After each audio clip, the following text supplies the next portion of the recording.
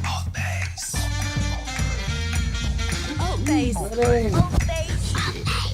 ALTBAYS.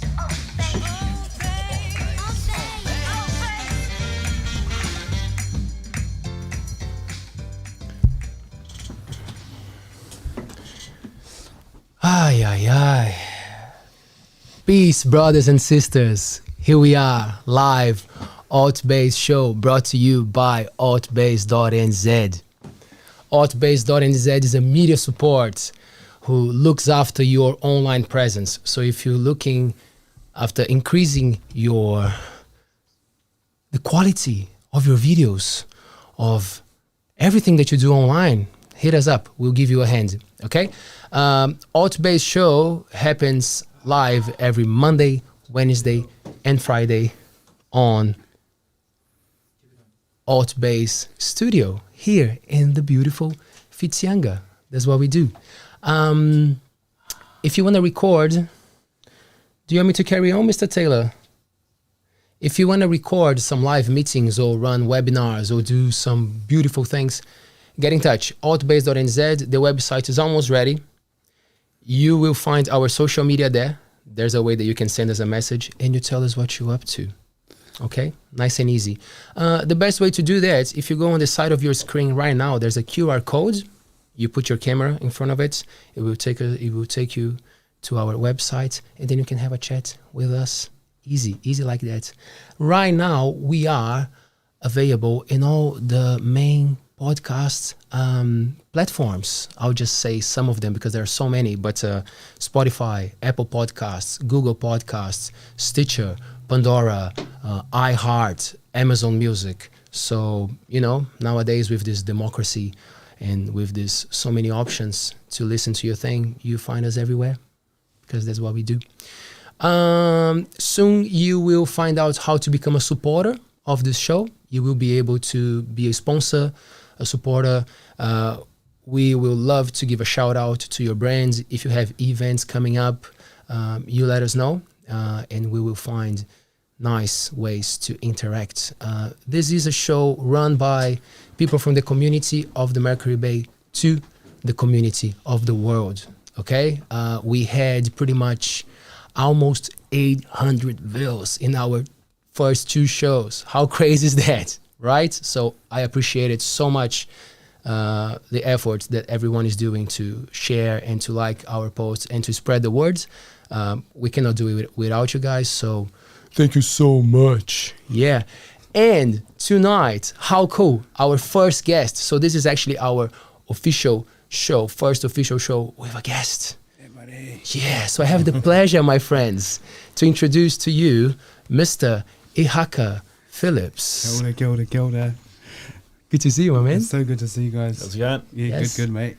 And if you remember well, this is Brett Soanes, my partner in crime. Yeah, Some could say that. some Hey, can say buddy. that. Yeah. How are you, my bro? I'm good. I'm nervous and excited. It's a good mix. It's a good mixture, eh? Good news, though. Good news, though. Do you like the space? It's beautiful, honestly. When I walked in here, it's like getting transported a little bit from the stairwell out here and here, yeah. You know what I think it's funny? Like, It's a nice stairwell, though. It's a nice stairwell. Yes. because you text me before the show Yeah. asking for the link to have a look. Yeah, like, sure. when you picture in your mind, was it different from this? I love these things in life when you think about a place and then when you actually see it, like you kind of lose the image you had before. What did I think? I'm not too sure, man. You know what? When I first walked through the door, I was like, whoa, and saw it online. I was like, this is legit. This is a legit thing happening. Like, I don't know what to expect. But yeah, it was cool. It was cool. Here you are. Here I am, man. Yes. Thank you for having me. Oh man, thanks for coming. And thanks, Brett. Oh, you're welcome. Yeah, man. Did you have fun on our show on Wednesday? Oh, did you I feel did. good? Yeah. Yeah, I really enjoyed it. It's something completely outside of my comfort zone. So it was pretty mind-boggling, actually. Like, really nervous, pretty much the whole way through. So hopefully today can be a little bit less like that, and a bit more comfortable and casual. Yeah, with Ihaka, man, he's gonna make us feel good. Oh yeah. Really good. Man, where did you grow up, bro? I grew up in South Auckland, man, and so mainly in South Auckland and Pukekohe for 12 years, and then when I was maybe, I don't know, early teens, we moved to Central Auckland. Yeah, bro. How old are you? 28. 28. 28 April. 27, 28 in April. Yeah, okay. Yeah, man. We remember Another that. young and eh? Yeah. Why? How old are you guys? Got to do it again. Oh, well, I I'm don't know. 37. 37. Okay. 33. 33. Yeah, we're pretty Sweet, good. bro. Sweet. Yeah. How was the move from It Auckland was to so the different. world? Like Yeah. I think a part of me was like real like going from little South Auckland to like the big city. There was some excitement and yay, the lights and the bright lights. And then we went to Auckland Boys School, man. And well, I did, and I hated it. I absolutely hated it. Hated school. Because there were no girls. Wow, it was rough, man. To be honest, it was just rough. Like I hated school. I hated learning, and I just didn't gel at school, eh? Mm. And that transition, like I think that transition that you go through between like being a young person transitioning into like adulthood or young adulthood, I think that really hit me hard. And yeah, but the city was cool. I was naughty. I was so naughty when I was younger. Yes. Was it something that you were very aware of, or it was just like people telling you and say, "Come on, man"? Yeah, super aware of. Super aware. I couldn't not be, to be honest, bro, because when I, like, right from younger, I was always naughty and always getting into trouble. And so that was a strong narrative, bro. You're naughty. Yep. And I think that's why I also found it hard, is that transition into, like, developing into a young human. Like, who am I? What am I? That narrative of, like, you're naughty, you're not good enough. You know, that all of that shitty stuff your head can spin you sometimes. Yeah. Yeah, bro. Do you have brothers and sisters? I do. So How I've got big a- is your family? Sorry. So we got three. I've got three of us all together. I'm the middle baby. So my older sister and best friend, Danielle, she's 31. And my brother, my younger brother, he's in whangas. He's 13 months younger than me. Oh, and a yeah. bit of an anxious mind blank just then. Don't forget the Sorry. bros. I struggle to remember my parents' age. Sometimes people ask, "What's your parents' age?" Hey. I'm like, "What is trying to that?" count I quickly." know, when he said that, I was like, my best friend, but then in the same sentence, I'm like, how old is she? I'm 30. I'm sure it's 31. We'll go with that. It's okay. I think it's not a biggie. Not a biggie. Cool. So big family. So mom and dad, Maori, or there's a mix of cultures there. What's the thing? So mum and dad are both Māori, but on my mum's side, her, again, like, so I'm dyslexic, bro, and so my brain chain plays little tricks. So it's either Irish or Scottish. It's one of the two. Right. I get mixed up. Yeah. Yes. Okay. Okay. We'll take that. Take that. Same difference. Same, eh? And okay, so take us through your. What do you do first? Because I want Okay. to dig that, but like so the crowd understands from the beginning Okay. what you're up to, and then we're gonna go What I'm like up breaking to. that down. Yeah. Okay, so like I said, like, because we spoke on the phone, and so just to put it real plainly, I work for ICAMS, DHB, in Thames. Well, they cover Waikato. What is ICAMS? Hauraki, sorry. ICAMS, so it's the Infant, Child, Adolescent Mental Health Service, and they range. So they work with, I think my colleague said to me the other day, bro, we work with the top 3% of young people who are experiencing mental distress. So I work there, and I also work for Korowai Hauora or Hauraki, and they're a primary mental health service, and they kind of work with a wide range of whānau in distress, from young people to adults. All right. Right. Yes. How long have you been doing this for? I've been doing it for the last, I'd say, 5 years. Right. Yeah, 5 years. And I've been in Hauraki for the last year. So I moved from Rotorua, and I was working in a drug and alcohol service. So it was really interesting, so I moved to Hauraki, and it's been a real professional journey, like, but also personally, because I think I got my degree, and then that was kind of a huge validation point for me, because I was like, yay, like I've finished something, I've got this like little clinician title to put on myself. And then I moved to Hauraki, and it's shifted my thinking completely of what a helping person is, And so like working in Rotorua and being a clinician, and yeah, that's all I want to say about that. Right. So let me see if I get like you work Mm. with a lot of kids and young people Yes. who might never have the opportunity to go through a degree. That's true, bro. And you had that chance. So like, Yeah. were you aware at the time that you were like choosing to go through college and everything? Yes. Were you aware of that? Were you like, how was the talk at home? Was it something that you always wanted to do, or your parents were like, you gotta get a degree? Because how was it? Oh, I think subliminally my psyche had picked up this idea that I have to study. I have to get married and get a white picket fence and stuff, you know. How was I talking home? I watched my mum study, man. So she worked real hard. She was a single mum. She worked real hard to go through study.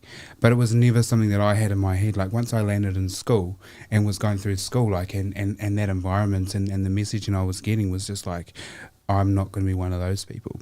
That's not going to be me. Yeah. Right. What did she study? What did mom study? Oh, she's in the same profession. So she's a counsellor as well. Yeah. Right.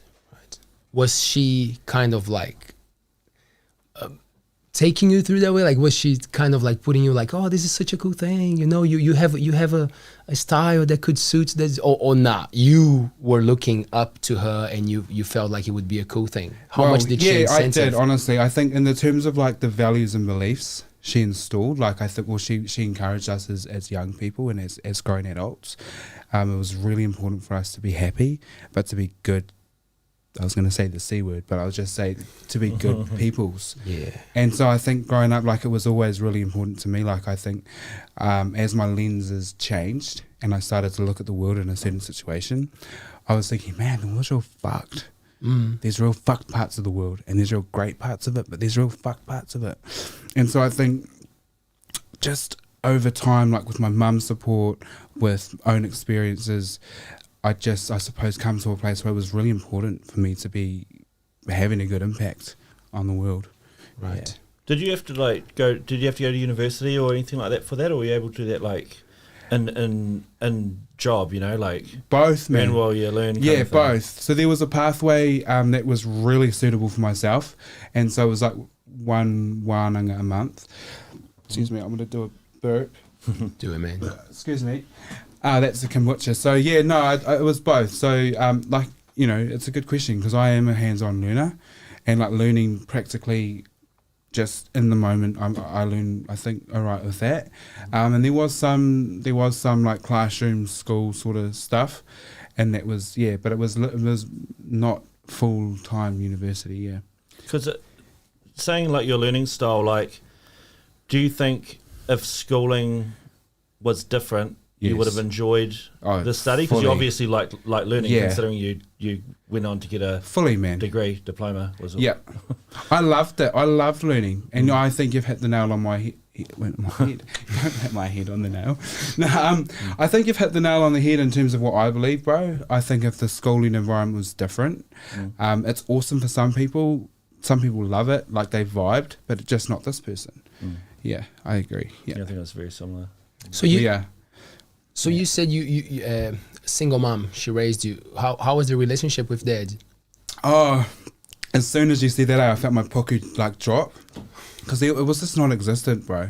And I think the interactions I did have with my dad, he was just on a different path, and I think his path just kind of had impact, a lot on people around him. So it was hard, I think. Right. Yeah. Do you, as you grew up, Yes. Did you have some anger or something towards him that it kind of like healed, or you started to understand better as you grew up? Yeah, bro. Like a lot of hurt. And I think as you grow up, onto it, man, because it did change. Like when I was younger, what sat with me was, where's my dad? What is he up to? Why does he drink heaps? Why has he been a shit fucker? And I think, a lot of that, I did internalize that in ways that I didn't understand. But as I've grown up, as I've kind of matured and done study, bro, and therapy, I've seen, okay, I've started to understand the difference between like a me problem and a him problem. Yep. Yeah. But a lot of hurt, man. Yeah, for sure. Is he still alive? Yes, as far as I know. Oh, right. So there's no connection at all. Nah, not at all. Right. Nah.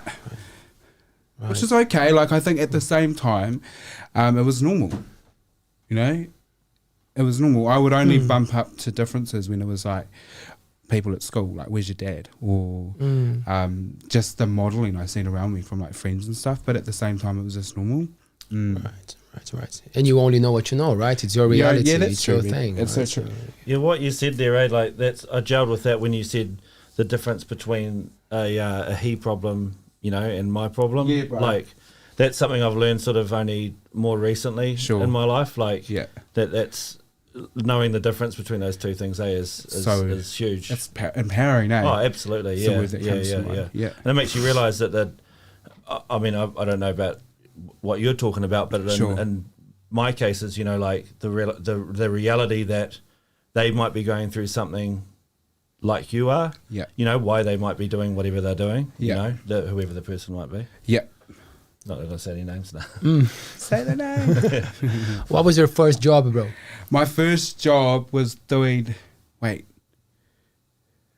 can't remember. 2 jobs come to mind. One was washing dishes, and then the second one was sweeping floors in the hairdressers.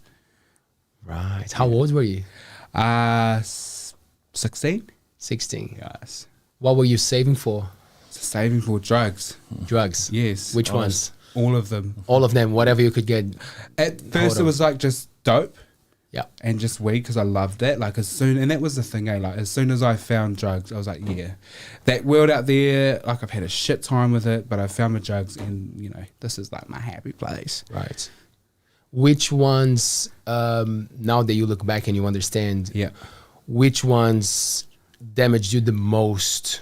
They were like, meth. Yeah, I'd say meth. Although I had some pretty, even though it was dope, I had some pretty trippy experiences. Like I had a psychosis just from weed, man. And I think it was a mixture of my brain chemistry, the trauma that was going on in there, the chemicals, it being laced, not trusting my dealer. Right. Would you mix stuff? All the time? It was scary. Like now that I look back at it, like my mentality, because my mentality was just, I just want to get up totaled. And I was real risky behaviours, and I had a real lack of sort of self-boundaries, really caring. Like I loved the adrenaline of the risk-taking behaviours. So yeah, man, mixing everything and anything. Right. Have you got into, did you get into psychedelics at the time? Yeah, no, later on. So at the time, psychedelics. How? No, only because you say that, and is it a good way to put it? Yeah, buddy. I just have flashbacks when you say that. So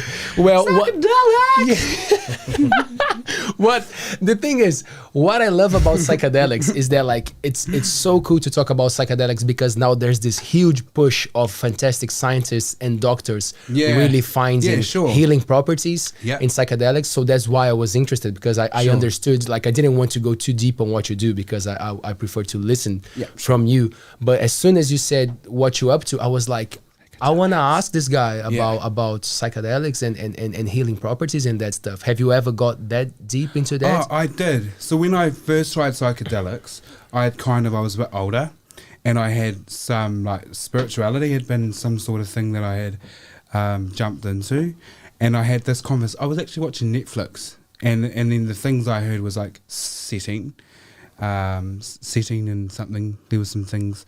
Anyway, so I set an intention before I tried mushies. And I was like, right, having a yarn to my spirit guides, hey guys, that's taking me on a journey right now.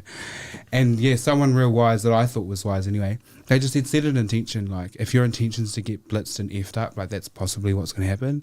If you set an intention that I want to have some spiritual experience, and that's what happened, man. It was mean. Cool. It was real mean. Yeah. So just so I get the timeline, when you got into psychedelics, you were not in that addictive, crazy stage anymore, or were you? Were you still going hard on the other drugs, or different time? So I was clean and sober at the time. I was completely absent from all substances, and then I had this thing of because for me, a goal is to continue to I suppose, develop my vibration, raise my vibration, be a good cunt and stuff like that, and so. My intention at the time was just to do that. So no, I wasn't. Right. Taking other drugs. So just so I get I get the timeline. So when did you start going hard on drugs, and when did you make the decision of stopping, or when did you you stop? Sure. So I went hard into drugs when I was 14, And then I suppose all from 14 to probably six years ago, probably 7-8 years ago, actually, now that I think about it. So 21. Yeah, 21. I've kind of been off and on. And in the last sort of, 7-8 years, I've been more like stayed away from the drugs. I was just saying to the bro before, like I'm in a space of like trialing, social drinking. Yeah. Right. Oh, man. Sorry, you Go. you were putting something on the table, please. You're good. No. I just wanted to tap a little bit into alcohol because if we're gonna go there, how was the alcohol intake at the time that you were going hard on those drugs? Yeah. When was it all mixed together? And No. So I mixed lots of drugs. I never like alcohol was never my thing. Times that I did drink alcohol, it was when I was in a space of like I just want to get wasted, and so I think that's why I've kind of decided in the last year or this year anyway to experiment on alcohol, is because it was never my thing, and that's been my experience with having it this year. Is like it hasn't been a thing of like I want to get real wasted. It's just been like hey, I'm hanging out with some people, let's social drink together, and also I don't have that obsession and that kind of sort of that craving for it. Like I'm not at work like, oh my gosh, let's end the day, like let's get wasted. I'm more like, hey, I can take it or leave it, which is a huge change. Yeah. Huge change of what it used to be like with drugs.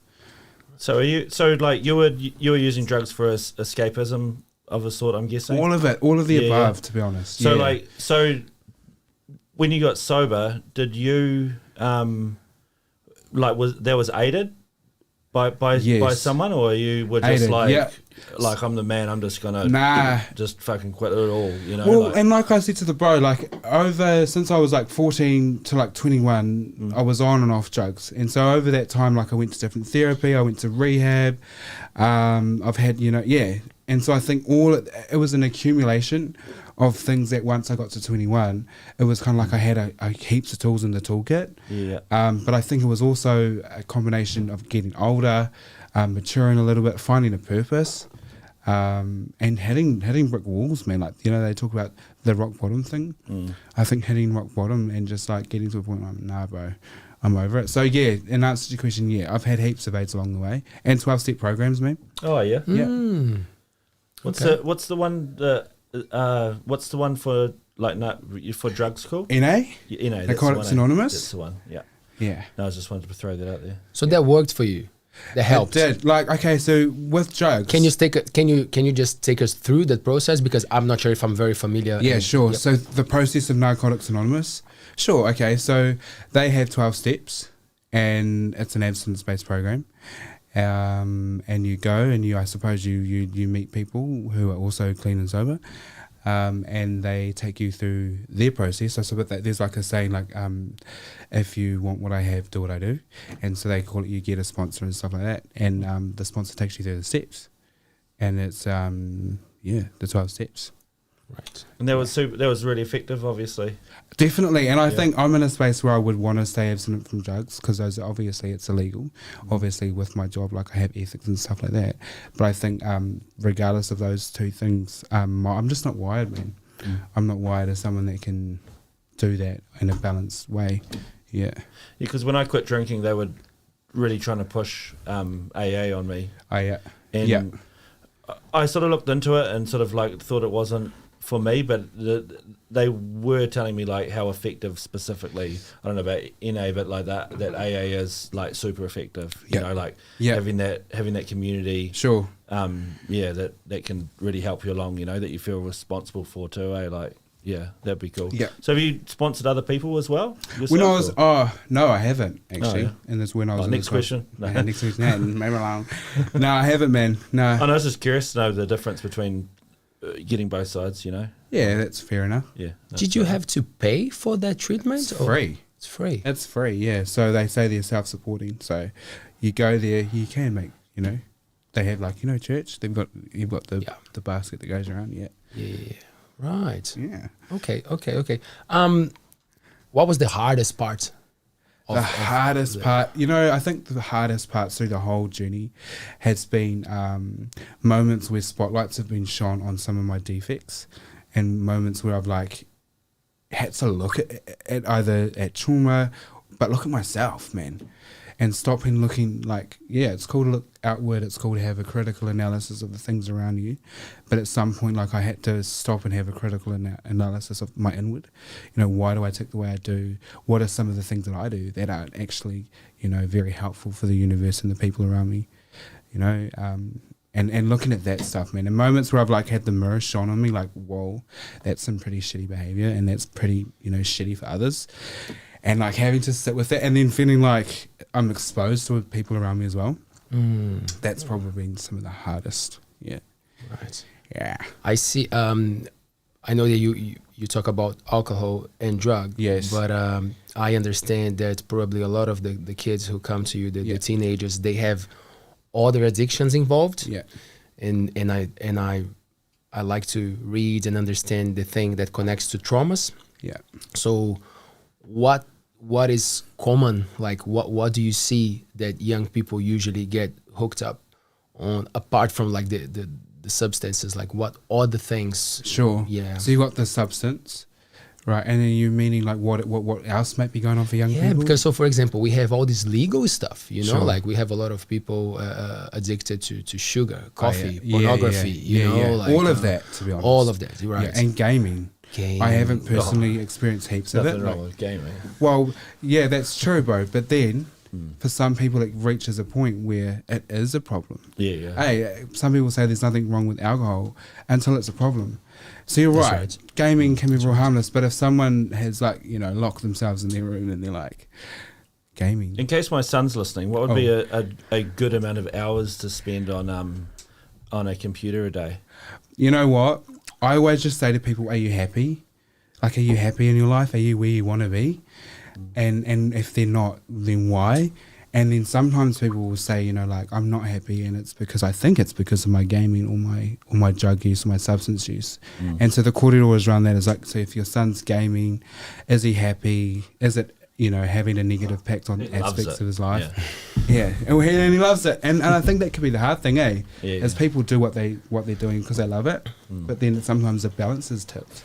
And I think nowadays a lot of people are also making money out of it. Money, bruh. So that makes it tricky, isn't it? Because you think, oh, he plays a lot, but well, he's making money. But money is also a problem sometimes, isn't it? Yeah. It's an addiction too. It's an addiction too. Yeah. Do you get to see that, like wealthy kids, or you more? Yeah. Yeah. Right. All of it. All of it. Which one are you? Well, I don't know if there's like a thing like, oh, more comfortable to deal with because you might connect with some kids more than others, but like, were there times that you were like, fuck, really, I'm really having to deal with this? Is that even possible that someone in that social class, or like it's facing, like, did you have a internal thing? Yeah, and to be honest, like my own biases do. And I was in a session a few months ago, and I think like because I've had my own worldview and my own struggles, and I don't know if this is the answer to your question, but I do sometimes have people sitting in front of me and my internal dialogue's like, bro, what are you talking about? Like, what the F, like, you know what I mean? And that does happen, like, because I'm human, but I think just checking in with it and be like, whoa, okay, you've got a response, you're triggered, and making sure I manage it.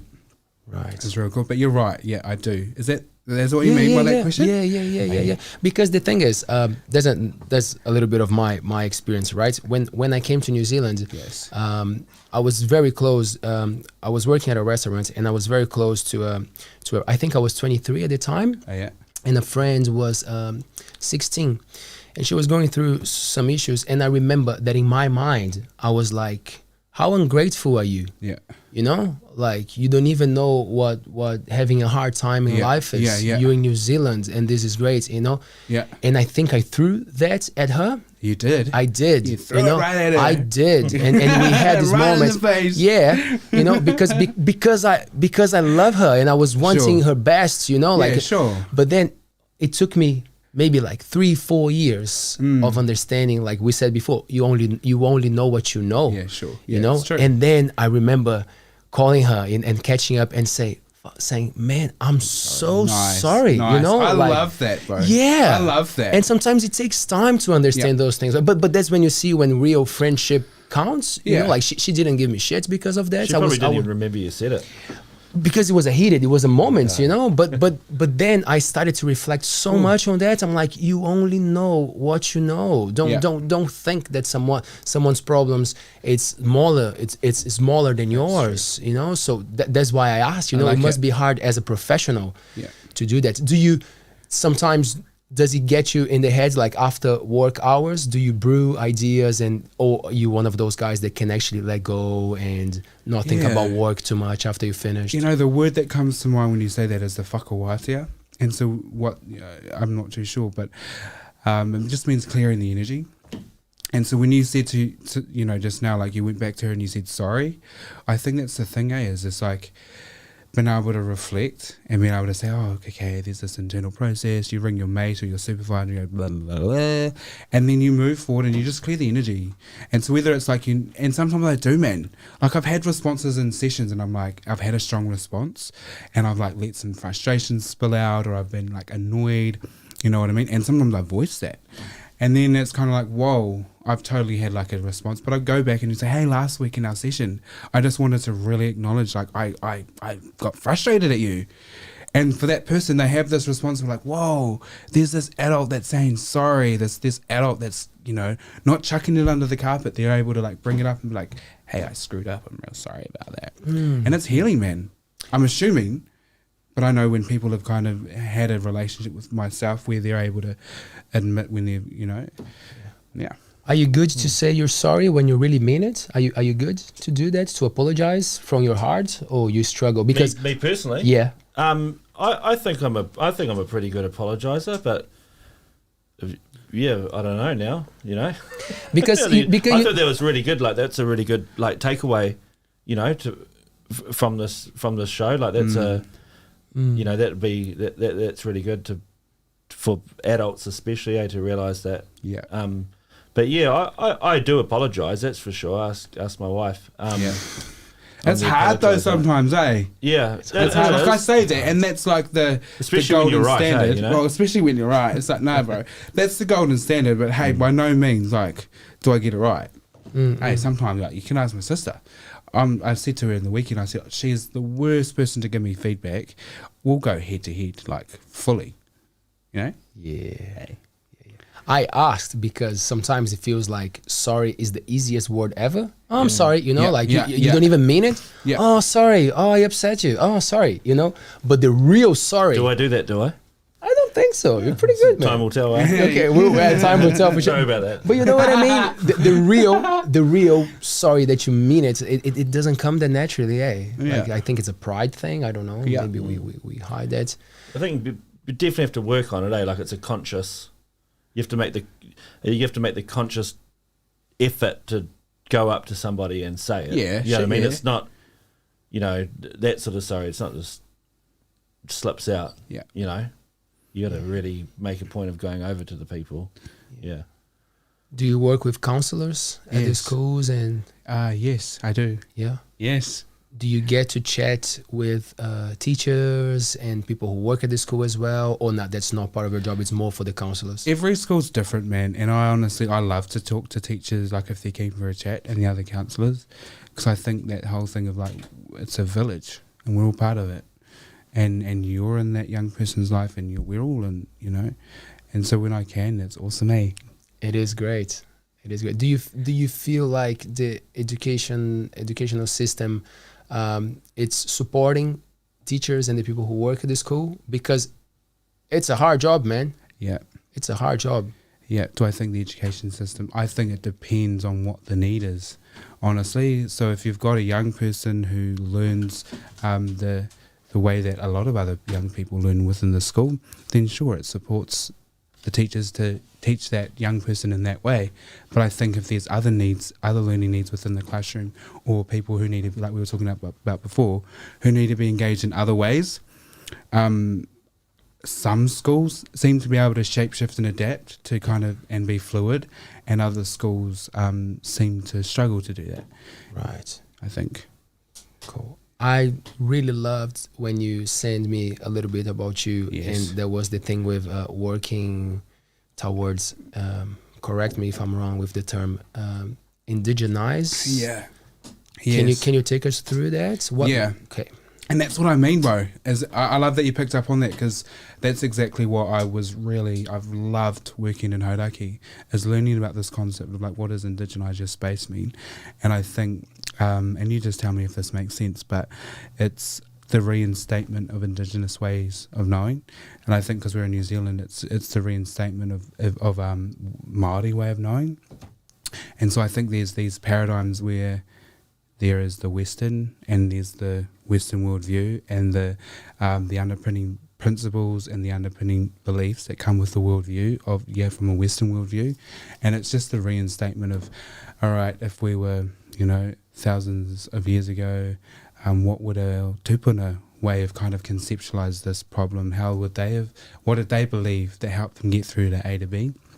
So indigenising your space could be many things, but like in the wānanga space with young people in whānau, it's like we use pūrākau, and I'm still learning the pūrākau, but I suppose what we're learning is that the pūrākau have hidden gems in them, and when I've been taken through pūrākau myself, like when I've been going through distress, it's helped me just conceptualise it in a whole different way. What's pūrākau, sorry? Oh, yeah, good question. So pūrākau is the creation stories, and I suppose it's how Māori would have understood the world. Mm-hmm. Yeah, and how we came to be and how things work. And I think when I say it's different from the Western worldview, so in some settings in the Western worldview, they might use a DSM-5 or a disease model, and so they would, I suppose, look at a group a bunch of symptoms together, and then you'd get a label. And I'm not putting that down at all, because that works well for some people, and some people they're like, you can put it down if you want. Well, no, honestly, I genuinely believe, like, I've worked with some people who they're like, do I have depression? And then we're like, okay, well, let's have a look at that a little bit. I see. And they're like, I love that, I vibe with that. But I get other people who are like, what is this? What are you talking about? This depression? And we're like, okay, well, let's look at it from a different worldview. Right. I like that, because sometimes you name something and you create that by naming it to the person, maybe it's just some sadness or something that you have to deal with, but as soon as you name it and you give a prescription, then you get the person, you give that to the person. So that's why I pay attention. That's the thing, but like I'm from a different country, so a lot of things call my attention that might not call the people who are here, like I pay attention to how the prescriptions are given to young people. And I'm not gonna say that it's right or wrong. Who am I? I'm not a professional, but like it's definitely a different approach from a lot of other countries. From what I heard, it's not great. Hey, it's not right or wrong, but it's definitely not great. It's I can say from my opinion that I love alternative. Well, people say alternative medicine for natural stuff doesn't make sense. The term for me is natural. Natural is natural. And let's row the waka together. And so we might tell them a pūrākau and say, well, hey, let me tell you this pūrākau. And then we ask them, instead of prescribing like, hey, this is what your problem is, we'll say to them, well, what parts in that pūrākau did you relate to? What do you think your problem is? And I think the pūrākau is the goal. Part of the goal with that is trying to bring about meaning for that person in their distress. So that when they're, like if I said, oh, you've got depression, for some people that brings heaps of meaning, and like, oh sweet, that's such relief. And for other people, pūrākau brings about a whole different sort of meaning to them. So there are times when it's complex to me, to be honest, and I'm still learning how to navigate it. Right. Do you think? Sorry. Yes. Do you apply this to other cultures like Pākehā or other? Is it well received or even used? It's such a good question, because I find it like just the idea of that's taking you back somewhere into your culture, that's like almost on like a DNA level, like whether that's effective with Pākehā or other cultural groups. Asking, do we use it? Yes, sometimes, okay, and that's a bit of a hard one, because I think sometimes like I'll be starting off a session, and for example, like I find it really important to start with a karakia, and my spirit feels settled when I say a karakia, but that person's coming to support. And so how do I navigate that with someone who's saying a karakia is going to be real uncomfortable for them? But for my own self, how do I uphold my own mana in that space and be my best self? And so, yeah, I just asked and say, hey, can we say a karakia? And they might say no, and I might say, are you okay if I take a moment to just say one to myself? And do you get any reception from that, like from like non-Māori? Yeah, honestly, That's sometimes, awesome. man. Yeah, it's awesome. Sometimes people are unsure and they're just keen to give it a go. Yeah, cool. Right, because it should be for everyone, right? Yeah. Like the indigenizing, the thing with bringing Māori to the forefront should be for both. Should be for all of us. So then you empower the thing. So you're not just trying to bring something here to the front and the other people will be like, oh, why are you doing that? Now you're like, well, this is us. This is what the country is all about. We should do this together, right? Yeah. And that's what gets me, man, is that I can go down the main street and I could be in distress and I could be looking for a service to help me. And the primary thing that you kind of get put on the table and that gets the most money in this country is support from a Western worldview. Hey, you can go to a GP or you can go to a counsellor, but could I knock on a front door and be like, okay, I'm in distress. Oh, sweet as, we've got a funded tohunga here to support you. Or like a whole rehabilitation program that's kind of comprised of a Māori worldview. Right. So how would you best access that, for example, if there was someone listening? Access support from a Māori worldview? Yeah. Just, because like you say, for me, for example, when I've had trouble, I went to a GP, so like that, they obviously, well, I shouldn't say obviously, they're probably not directing. Yeah. That's what you're saying, like towards that. So where could you go to?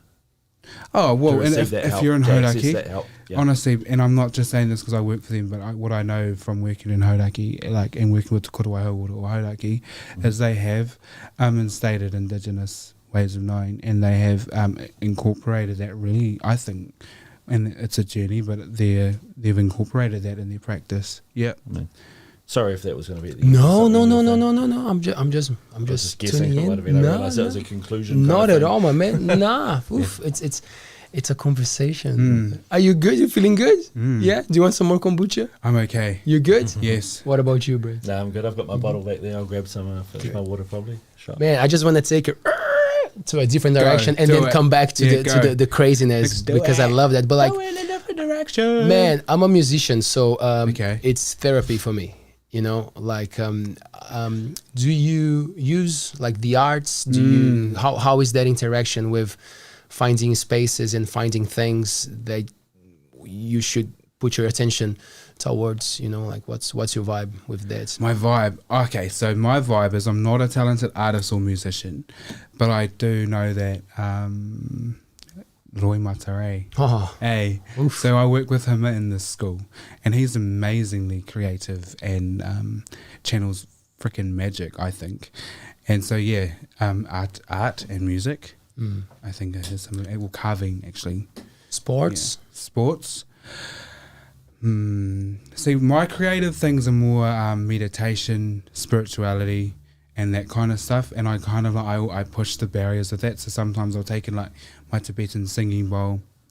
Oh man, great! You just gave me so much room to talk now about cool things. So, how did you get into that? How was the thing with getting into meditation? Because we did a little breathing. That. Yeah, that was so good. Cool. So just for the listeners who don't know what we're talking about, we just did a breathing exercise before we started the show. It's something that I'm trying to, not to push, but I'm trying to do it before we start because some people get a little bit anxious or nervous about being live, So we do this nice, very relaxing breathing exercise. So you have some experience with that.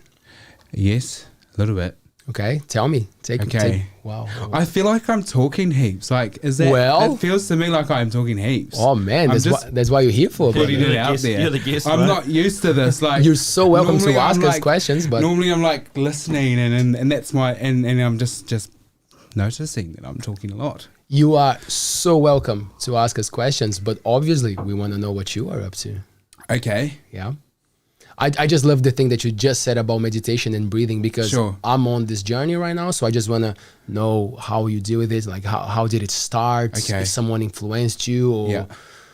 Yeah. Okay. Well, I met a lady, and there was a psychic, a medium, Calvin Cruikshank. He told my mum that my mum went blank. He told my mum that I'd meet a lady when I was 14, around that age. Anyway, so I ended up living with her for about a year or 2 years. And the way I describe it to people is, I suppose I was going through a real shitty time. And she just like said, hey, Ihaka, try these glasses on. And I think over the period of 2 years, we just hit this, we talked. And she just goes, well, did you know about spirit guides? And did you know about white lighting? And actually, we were sitting in a room one day, and she gave me a photo. And she goes, oh, what do you get from this photo? And I think this lady had passed over.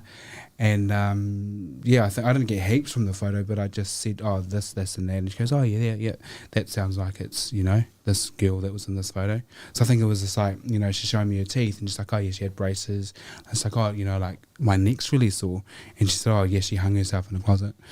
And I feel like that just went real deep real quick.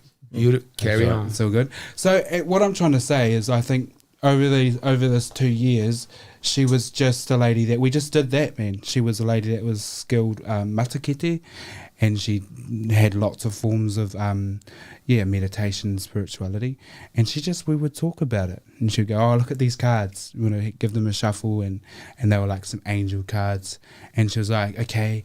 And I think with this lady, it was such an integrated part of her life. Just living with her, it would just be kind of like, I don't know, part and parcel of her everyday living. Just heaps of learning. Yeah. So what's your general vibe then? Like you're obviously very spiritual. Mm-hmm. If you had to sort of like ball it up into sort of a spiritual style, I suppose. What do you believe? Like, that's such a big question, though. No, I mean, that's why I said it's a hard one. That's a hard one, eh? Ball it up and just be like, like, do you believe in God, for example, or a God, or is that not your sort of spiritualism? It's evolved over time, eh? It's so evolved over time, and I think I had a really shit experience of God and religion when I was younger. Like Christianity, you mean? So family's My religion. personal experience was, really shitty. So I kind of steered away from that. What religion was it? No. Hey, it was these people. Yeah, no, you're right. So if I could ball it up, I'd just say that there's heaps more out there than we can see with our eyes. And I'd say that everything's vibration and energy, and I think that every human has the capacity to experience a plethora. That sounds like a cool word, eh? A plethora of different things, man. Whether it's spirit guides, angels, like past lives. I believe in lots of things, but then I also hold it loosely as well. So I might hear something and I'm like, oh, that kind of resonates and that kind of feels right. But I think as I kind of go on my journey, it shifts as I go. So I just hold it lightly, so God, there may be a God, there may not be a God, maybe angels. You're into Māori spirituality though? I'm learning more. Yeah. I'm learning more, yeah. Me. Yeah. What about you guys? Tell me, please, put the ball into your guys' 2 weeks in a row. for a change. You go, Brett. You go first. Me? Well, yeah, sure. Oh, okay. Me personally, I've found Eastern religion really interesting. True. Eastern religion. Tell me about that. Yeah, like Buddhism. I find that quite riveting. Just because you don't necessarily, unless you're going with strict teachings from certain religions within Buddhism, that it's a little bit more casual, It's Sure. you don't have to believe in a deity. Yeah, sure. You don't have to believe in karma or rebirth, for example. Yeah. You can sort of just go. There's more questions than there are answers. Yeah. And Nice. the answers are just more questions, And I kind of like that because it's a little bit more vague and it makes you create makes you create the scenario. It makes you create the God, as it were, because it's all questions. You know, you sort of have to go, okay, I'm going to try and figure this out.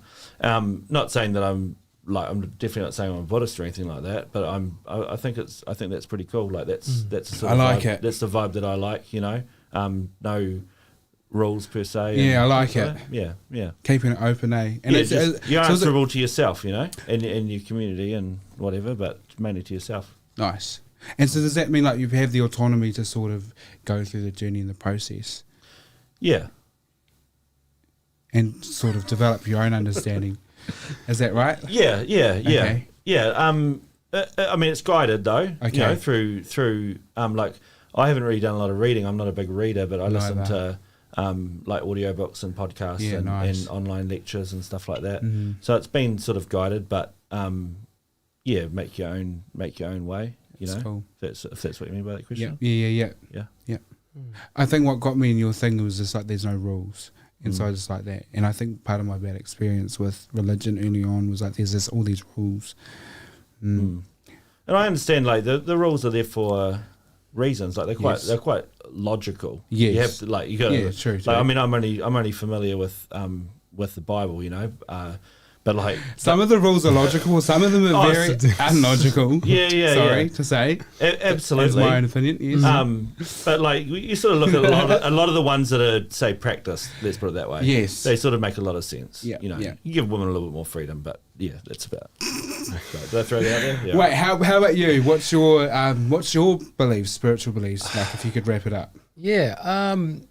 I went to a Catholic school. Okay, Catholic me too. School. Yeah. So my family is still Catholic. Yeah, Christians. In Brazil, there's an interesting thing. Now it's changing. Sure. It has changed, and I haven't been there for like 9 years, so it's hard to tell. But there was always a thing with not being normal to say that you don't have a religion. It was kind of like a football thing, like a rugby thing. Even if you're not a big supporter, you would still say something, you know. So it was very weird for me as a child to say I don't have a religion. So it was always like, yeah, I'm Catholic because my family is, you know, I was baptized. I didn't have a choice, right? I was a baby, and that's what it is. So I think I am one. So that was always part of my thing, you know, church, and then the school, and then.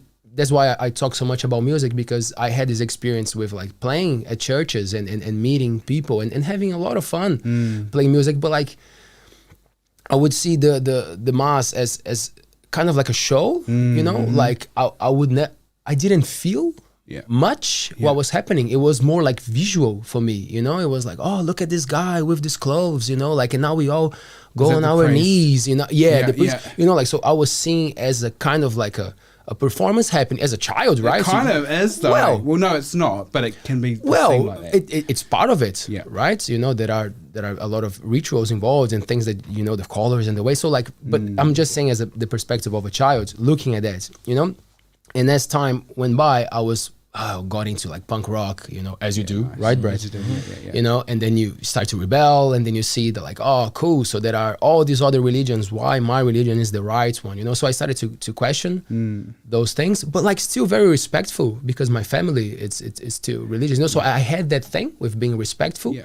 And then years later, I started to tap into more of like the spiritual thing, you know, like leaving the religion behind and kind of understand. And then I started to feel things finally, you know, like, and then when I tapped into the breathing and all those things, I was like, oh, it's much more within than actually an external thing, you know, and that really got my attention. And I love a quote from, I'm starting to learn how to own up to my ignorance, you know, like in Neil Tyson deGrasse, he says, I love the unknown, you know, and I got the concepts, and I'm like, that's right. It's so prepotent of humans to want to get all the answers when maybe we're just not ready for a lot of stuff. So like, I'm just starting to appreciate not knowing a lot of stuff, you know, like, so religion sometimes tries to bring all these answers, and as you said, sometimes it's just weird, like it's just like, oh, is that what it is? Yeah, it's what it is. So I'm like,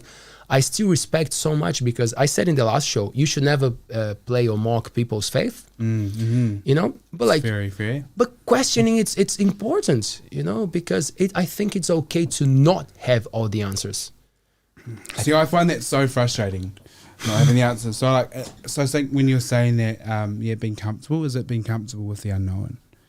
Well, just to love the unknown, you know, kind of like, instead of feeling a bit anxious about not knowing, it's just a mindset thing. Well, I love not knowing, you know, and then my brain kind of goes towards that. Cool, it's cool not to know. I have to practice that, It's a practice thing. Because it's true, it seems to be a common human thing to like, to be curious and like you say, anxious about the unknown, and like to have the answers, to make sense of things.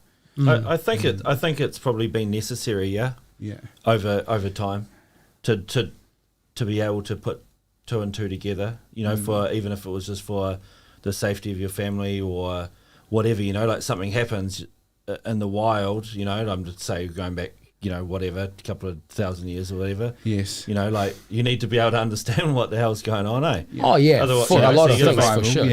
And if you got you know, someone like me, you might just make it up if you didn't understand it, you know. Yeah, fair enough. I can hear you. But storytelling is beautiful, you know. Like I love that part is fine, you know. Like the storytelling, I think it gets a bit confusing for me when it becomes a thing that you gotta believe. Yeah.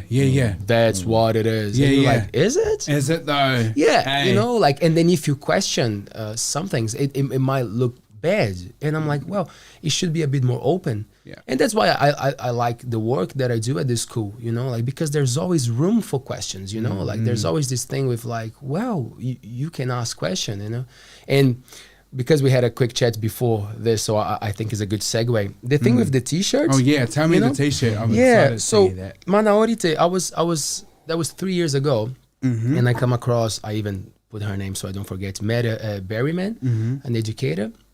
And she's a big fan of Paulo Coelho, Paulo Freire. We were talking about alchemist. We were talking about the alchemist, which is Paulo Coelho. But Paulo Freire, he was an educator in the 70s in Brazil, and he wrote a book called The Pedagogy of the Oppressed. And I think it's a brilliant book, you know, like, and one of the main, well, it's such a hard reading, but it's so valuable. And one of the things that he says is like, you got to put yourself in the position that you don't know at all. And if you're teaching someone, you got to know what they know. You got to listen to them and let them teach you something, you know? So you find that middle ground, and then you go together, you know, like you're not going above anyone else. Nice. You go there, you know, Nice. like, so I was always looking for that sense of like equality and equity, you know? And I think that's when the start of the t-shirt came, because we were invited to play. I play with a duo called Let's Go Descarrego, and they invited us to play at the Tuya celebration, 250 years of the coming of the Europeans to New Zealand. And I was so not comfortable with that. I was so not keen, you know. The Tuya. Yeah, like not with the Tuya itself, but like because I didn't make sense of the thing, right? Sure. So when you don't know, you gotta ask the questions to the right people. But in my mind, I was like, why are we celebrating this? Like, well, and then I'm gonna play music, you know? Like it doesn't sound like something that I should be playing and going crazy on stage for, you know? Maybe it's something to talk about, you know, not to have a party. Nice. But then I had an amazing chat with Matua Brandon Amoano, who I really want to come to the show. It's going to happen. Yeah, and Mike Bennett, Matua Mike. So Mikey. And I talked to them, and I was like, so this is how I feel. How do you guys feel? You know, is it something that it's worth it, putting the effort, you know, putting my vibe, my energy, and go there? And they were so cool. They were like, man, you know, it's done. You know, like it's good that we talk about it and we acknowledge what happened, you know, like it's an opportunity for the young people to understand what happened. So like take a message with you, you know, and I'm not a big fan of flags and the division of people and nations and everything. I feel you with that, eh? Yeah, you know, like I understand and I respect, but like I think we're coming to a time that we're gonna suffer a lot with like a big thing, like maybe the air or the water, and we might have to stop with this thing of division and work together, you know. So I don't like the idea of division and flags and nations. So I didn't want to take a flag with me. But then I was thinking about words that represent this thing of coming together, you know, like, and then we work together. And I was like, I love equality and equity and Manaorite, you know. So I wrote, I made a T-shirt, and I think I passed that message, and I felt good about it. Let's go. Yeah. What about your T-shirt? My T-shirt. No, can I just say that? Yes. I'm so passionate about this idea of being collective and being a one person. Like my mate Keejan at work, he's a part of the Baha'i faith, and I've learned so much from him. And Part of the Baha'i faith. Okay. And so we'll be having conversations and we'll be having like debates, and you know, he's so good at bringing it back to like, but hey, we're all one person. You know, or like, hey, how do we become like less individualism and more thinking about the collective? So, I mean, when you're saying that, I like it. Yeah. Cool. Oh man, talk more about that then. Is it something that you like, how do you use it? So yeah, give me a bit more about this. I think like even in our work, because primarily and like historically we've kind of focused on individual counselling and we've looked at kind of individual needs, and there's totally a space for that. There's totally a space for that. But I think we've been curious in our mahi space about how we could be working with communities in the collective, and how can we have it, like how can we be a village, you know? And so when we're sitting with a young person, they yes, it's the young person, but they come with a whānau as well. They come with their tribe, their iwi, you know, like, and their ancestors, the people that come with them. So that's one thing, an example. Yes. Do you sometimes go through like tough barriers because you realize that it's not just with that child, like the problem or the issue, it's much more with the whānau and it is, and because I think when I don't know if it is a Western worldview, but I feel to say it possibly is, when we kind of have this thing of like, okay, I go through this in my head, like if I was said to the principal or the teachers, okay, you've done this referral for this young person, can we get their mum and dad in here? Can we get their mum and their dad and their auntie, their uncle? Can we just bring them all in there? And sometimes, I mean, it makes sense, like logically, but it just seems like such a foreign concept to be working in that way. And I think the barriers to bridging that gap, like how do we bridge that gap? So the question. Sorry, did you mean that coming together like as a family of whānau, like that was the, like bringing them all in, that was the Western, that's a Western view? No, that's a normal Western view. I mean a Māori view, yeah? Yeah. Because I had some experience with ICAMs. Yes. And we all went in. Oh, cool. And I thought, like, as like a Westerner, yes, I thought that was great, you know, like to involve the whole family, because what's the point, in looking at like the one, yes, when you don't know where the influence is coming from for whatever the situation might be, you know, like within the family. And I think that's why I say, like, I'm not too sure if it is a Western worldview, because like as you even saying that, I'm thinking, well, it's not, you know, just isolated that Māori would do that, but I just think when I get a referral for a young person, I'm starting to think, well, you've sent me this referral with this young person, why wouldn't we bring in the family? And of course there are reasons, like safety reasons and dynamics where that can be difficult to bring in the family. But I just think, like I was talking with my mate Zani at work, we were just saying, well, why wouldn't we? Why wouldn't we just bring them in and just say, hey, come take a seat at the table? I think it makes it easier for, in your case, like, you know, the youth as well, to for their family, if they can see what's going on, like it's easier for them to accept too. Yes. Like they won't get any like, oh, so where have you been? Like, what are you doing? What's going on over there? You know, if the whole family knows like what the deal is. Well, that was my personal experience. I agree. Well, anyway, you know? Yeah, for sure. Who's that dude that you're talking to at school? Yeah. Why are you talking to him? Asking me. That's what the family could be saying.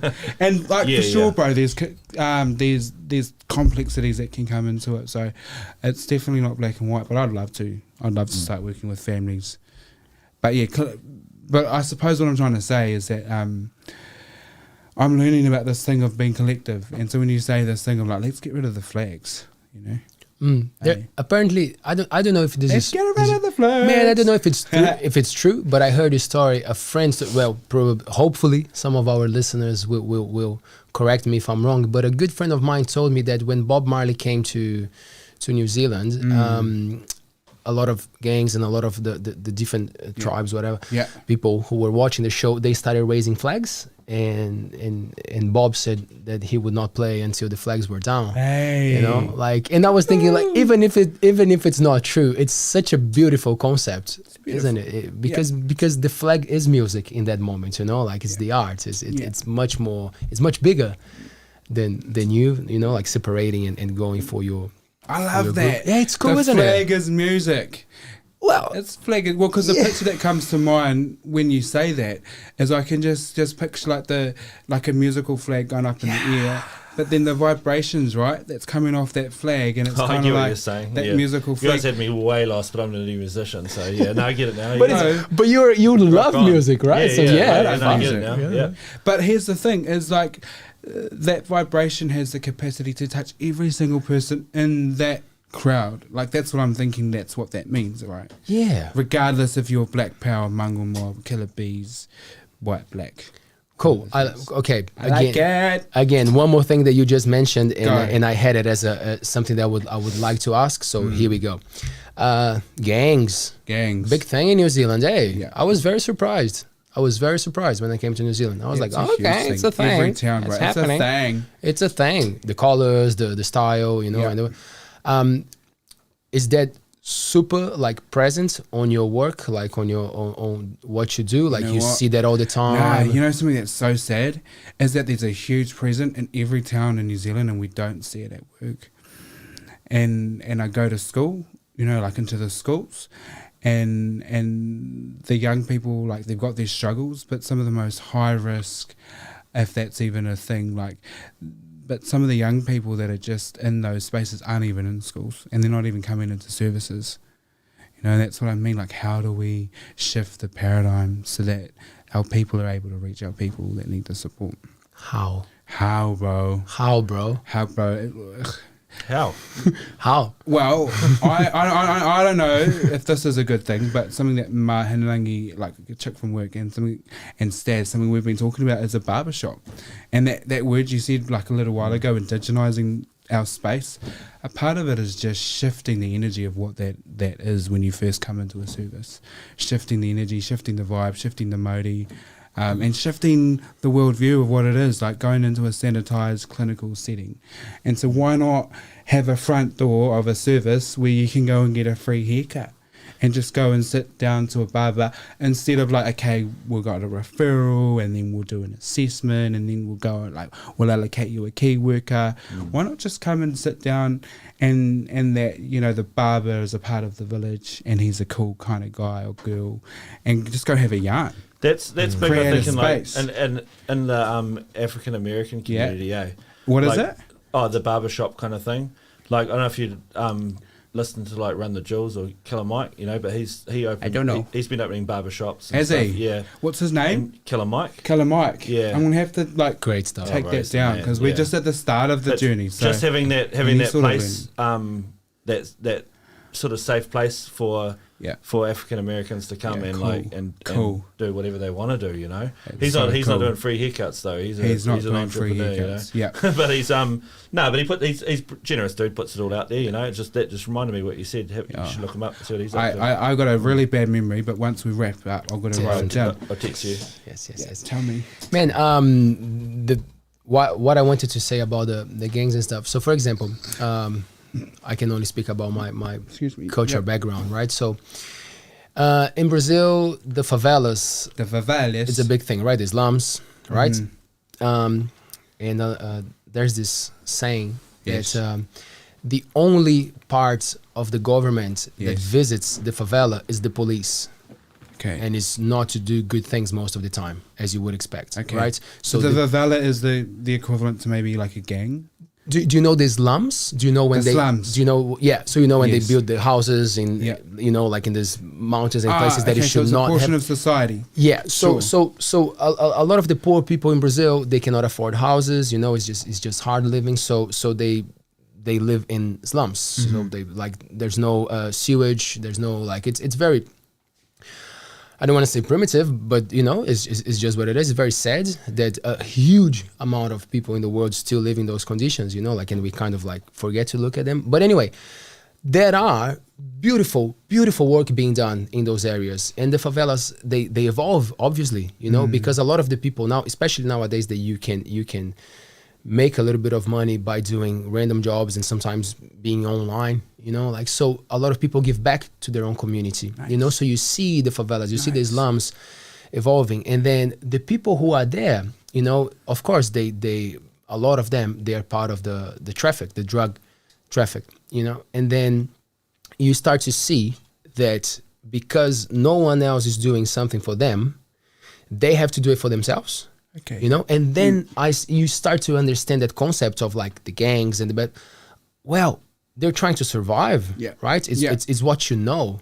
So when I come here and I see people like quite angry about gangs and everything, and I'm like, well, I'm not sure if they want to be in that position, you know, like have you ever asked, have you had a chat with them? Like, do you know what's happening? Like it's something that it's passed to the family. But if we could eliminate those problems, and that's why we were joking, how, because that's the thing, it seems like a structural thing of a society that is so focused on economy and making big profits, and then it feels like for someone to have a lot of profits, you need the misery, you need the poverty, you know, like, so that's why I like to address those subjects, because some people are just not aware. It's not even that they are mean or they're bad people. It's just like they're not even aware that for someone to be rich, you need that misery involved, you know. So that's why I asked you, like, how you see that, like, how do you feel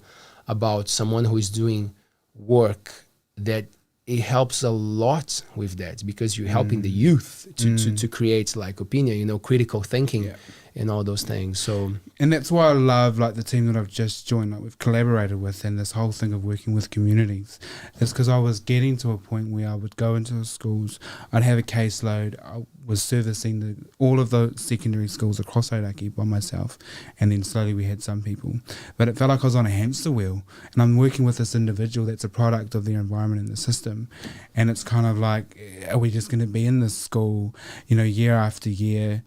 You know, this person goes through the system, they continue, they graduate, they leave high school, their brothers come through, or you know, some other family comes through, and it's just like, we just, you know, like production workers in a system that's overrun, and so that's why I get so curious about this thing of like, how can we work differently? Can we work with communities? Can we work with the teachers? Can we get the teachers to come in to wānanga, and we can show them how they're being really racist, or they're a part of the institutional racism kind of problem, part of the system problem? Can we work together? Is New Zealand racist? Institutional racism is huge, and I've only just learned about that. But institutional, any country that has a system, there's institutional racism, because it's a bias or a lean towards a worldview and a system that's underpinned by a certain worldview. And then if we're trying to, that makes sense, eh? Yeah, it does make sense. So does that change have to come? Say, like, because I like what you're saying about like the you got to go to the teachers, right? Like, so you're heading up the pyramid, as it were. But like, you really need to go really up the pyramid, right? There needs to be like on the political level, for some real change to happen. Yeah, because I think it's crazy that teachers aren't trained in the sorts of things that you're talking about. It's crazy. But it is. It's absolutely crazy. It is. What is happening? It's literally bananas. Yeah. You're right, I think so. It needs to go up governance structures, and we're lucky in New Zealand. We've got the te titiri or waitangi, right? And so that's meant to be a document, that's meant to underpin how we run the country. But that, of course, needs to be reinstated, and the paradigm shift needs to be shifting more towards equality and equity before, right? Yeah. First, do you vote? I don't vote. You don't vote? I don't vote. Are you like, for someone who doesn't vote, do you understand about politics? Because that's what I feel sometimes, like I love the rebel style, but I appreciate more when people understand about something and then they choose to not be part of it. I see what you're saying. What's your take on that? I probably lean towards a more naive sort of situation with politics. But then I sit down, right? And I'm real curious about it. So I'll sit down and I watch them, like the people in the House and in the Parliament, and I just think, you are fucking little 3-year-olds having a debate about Sally said something in the media about Johnny, and you're getting all in your emotions about it, and I'm thinking, how the fuck are we going to get change in this country when they're talking about so and so? And and possibly that's my naivety and my frustration, and I get in my own emotions about it and don't want to do the journey and learn a bit more. But I think, wow, that's how our leaders in this country are behaving. Mm-hmm. And honestly, people will be watching this and they'll be like, no, Ihaka, there's more to it than that. No, that's why they have Parliament TV, so you can watch all that. I'm looking at it and I'm thinking, it's how a comedy channel. There's like all of this stuff in the world, and you're in here and you're talking about these crazy things. Like, how can we get relevant? And how can we talk, I don't know. So it could be naive, but I've just, as you can see, I'm very passionate about it. Very.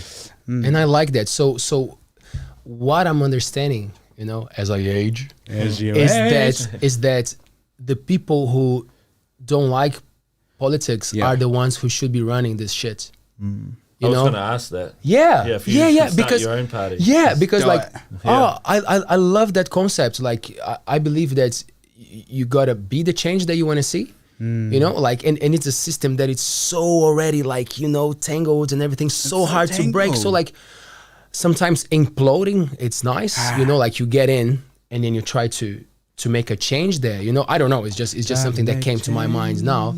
But like, I don't know. I'm just thinking about like New Zealand politicians that I enjoyed reading about. So that the Auckland mayor Chloe Schwarbrick, is that how you say it, Papa? No, Chloe Schwarbrick. Yeah, he doesn't know either. Young woman, like really bringing interesting causes, going for the house crisis.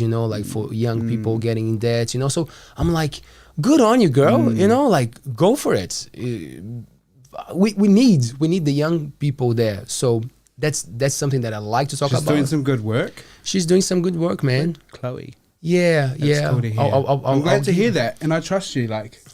Yeah, I'll give you the name. We'll check it out. Because that's how I see it. It's gonna be so hard. Like, of course, the change is gonna come, but like, we need the cool people there to represent us. How are we gonna do this? That I'm always interested about, like, how are we gonna do this? It's a good question, man. It's a great question. Such a good question.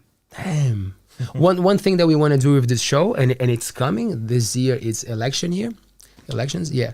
So we want to bring candidates. We want to learn.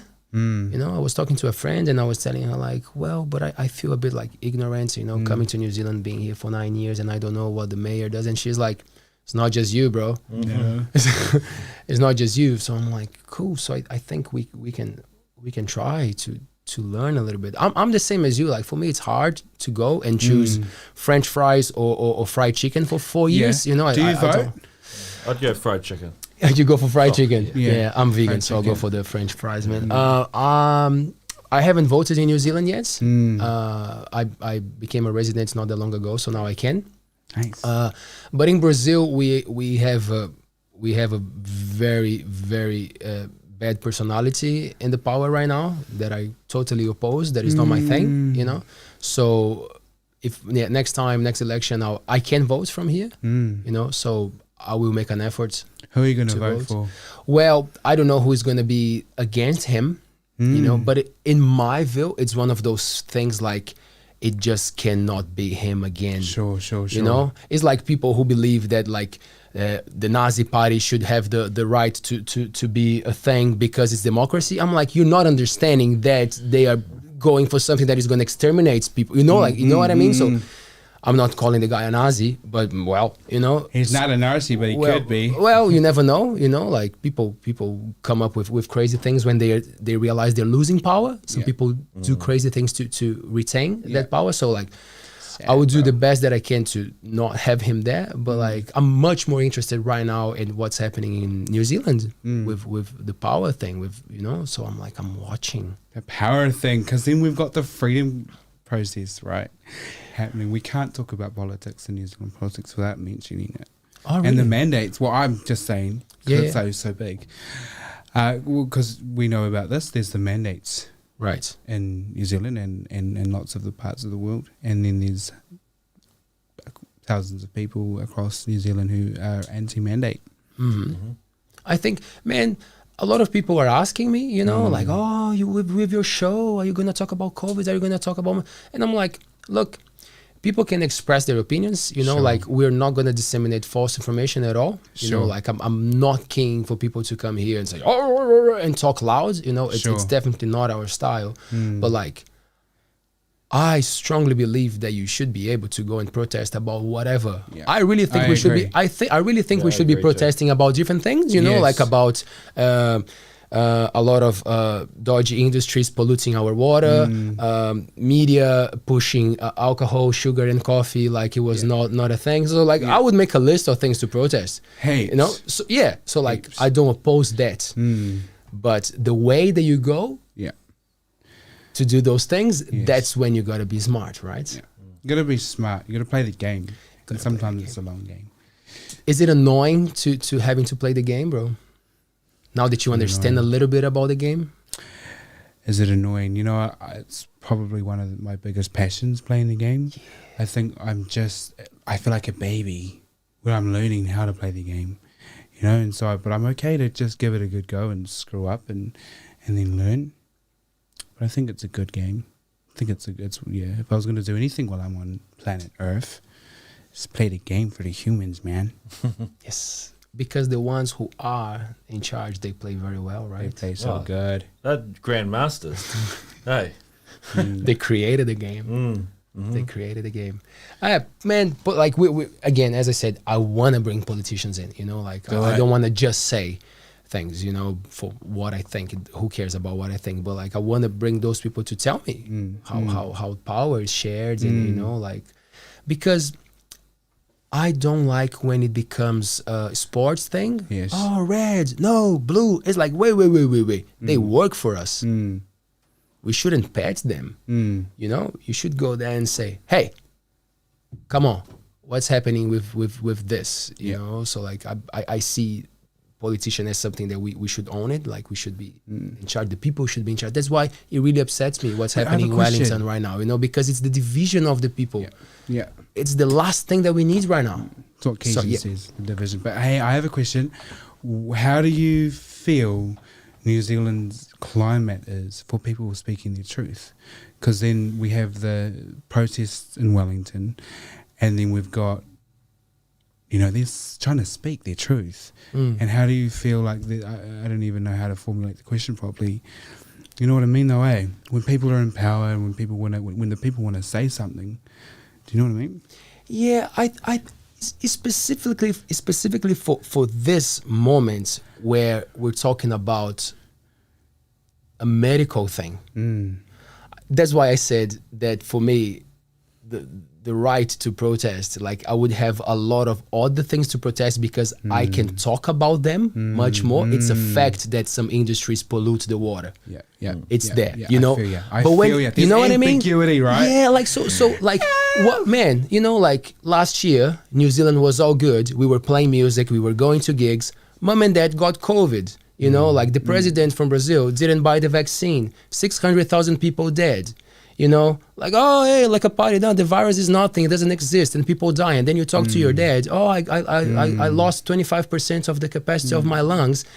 And then you having this crisis, the biggest crisis of your life, you know, because no one cared about the people. And then when the vaccine comes to the Brazilians, like people are partying, like, yay, you know, like, vaccine. Come on, you know, like there was not even need for a campaign. People are just like, so cool to hear that. So, you know, so that's what I'm saying. I can only speak about what I know. Yeah. So I'm not I'm not a doctor. I don't understand. You know, like again, I go back to what I said at the beginning. I love protest, the natural as well. Also, but like the natural ways of dealing with things. I believe that nature gives cures for a lot of things. You know, like so. I believe that there is a realm of natural remedies that could be supporting. That's just my view. I could be wrong, obviously, but like, you know, we know that there are big pharmas, that are big pharmaceutical industries backing decisions up. Yeah. You know, so like those things I'm interested to discuss. Those things I'm interested to have a chat. You know, like what's up? Why you guys are pushing this thing? So like, how does it work? You know, like who is making money, who is not? How much of this is to keep an economy going? Like, I love that part of the debate. Don't ask me about like, oh, you know, should you take the vaccine? I don't know, bro. I don't know, man. You know, take like your own decision and do it. Man, in Brazil, we took vaccines like our whole lives. You know, like it's something that you do. If you don't, you drop dead. You know, like because there are a lot of diseases that you don't want to get them. You know, so for me, I was a little bit skeptical, obvious, but like, you know, I went for it and I'm all good. You know, like it saved mom and dad. You know, so like I got my opinion. You know, but again, I don't like when you shut people down. Like, you know, like the ability to speak, to have a conversation, it's basic. But also, you gotta pay attention with how you're trying to express your point of view, right? You gotta respect the right to have that decision too, though, eh? Yes, like I think that's the biggest thing with those protests. I mean, like you say, there's probably other things we could be protesting about, but that's the biggest thing with the protests, eh? Is like that decision. The choice to have it, you know, is quite important. And you know something, my mind has been so fluid in my position. Like I've noticed that I've been like, rah, rah, and then I'm like, rah. And so I think one of the problematic things I've found is being online, and like you can just go down 50 million different rabbit holes with 50 million different angles. Like you said, like hearing, that's why I say when you said, oh, you know, like my experience is my parents, like Brazil, you know, talking on the phone, it's like, oh, that's a person who's had. But when you go on Facebook and when you go online, there's just so much angles. And it honestly, to be honest, it's left me in a situation of like, whoa, getting uncomfortable, or getting comfortable with not knowing really. What did you say? Falling in love with the unknown. Well, you know, it really keeps me sane in a way. Yeah. You know, like, because unfortunately I see friends like getting so anxious and getting angry. Like you try to have a very normal conversation and things escalate very quickly. You know, oh man. It's okay. They're just animals having a food. Are you feeling that the people who are coming to see you and the families, they are really struggling with what's happening right now? Is it or no? It's just a mix of things and. Yeah, I mean there are people, that are struggling with it. Yeah. I just lied to you, honestly. I haven't had anyone that's. I just lied. I don't know why. Confession time, man.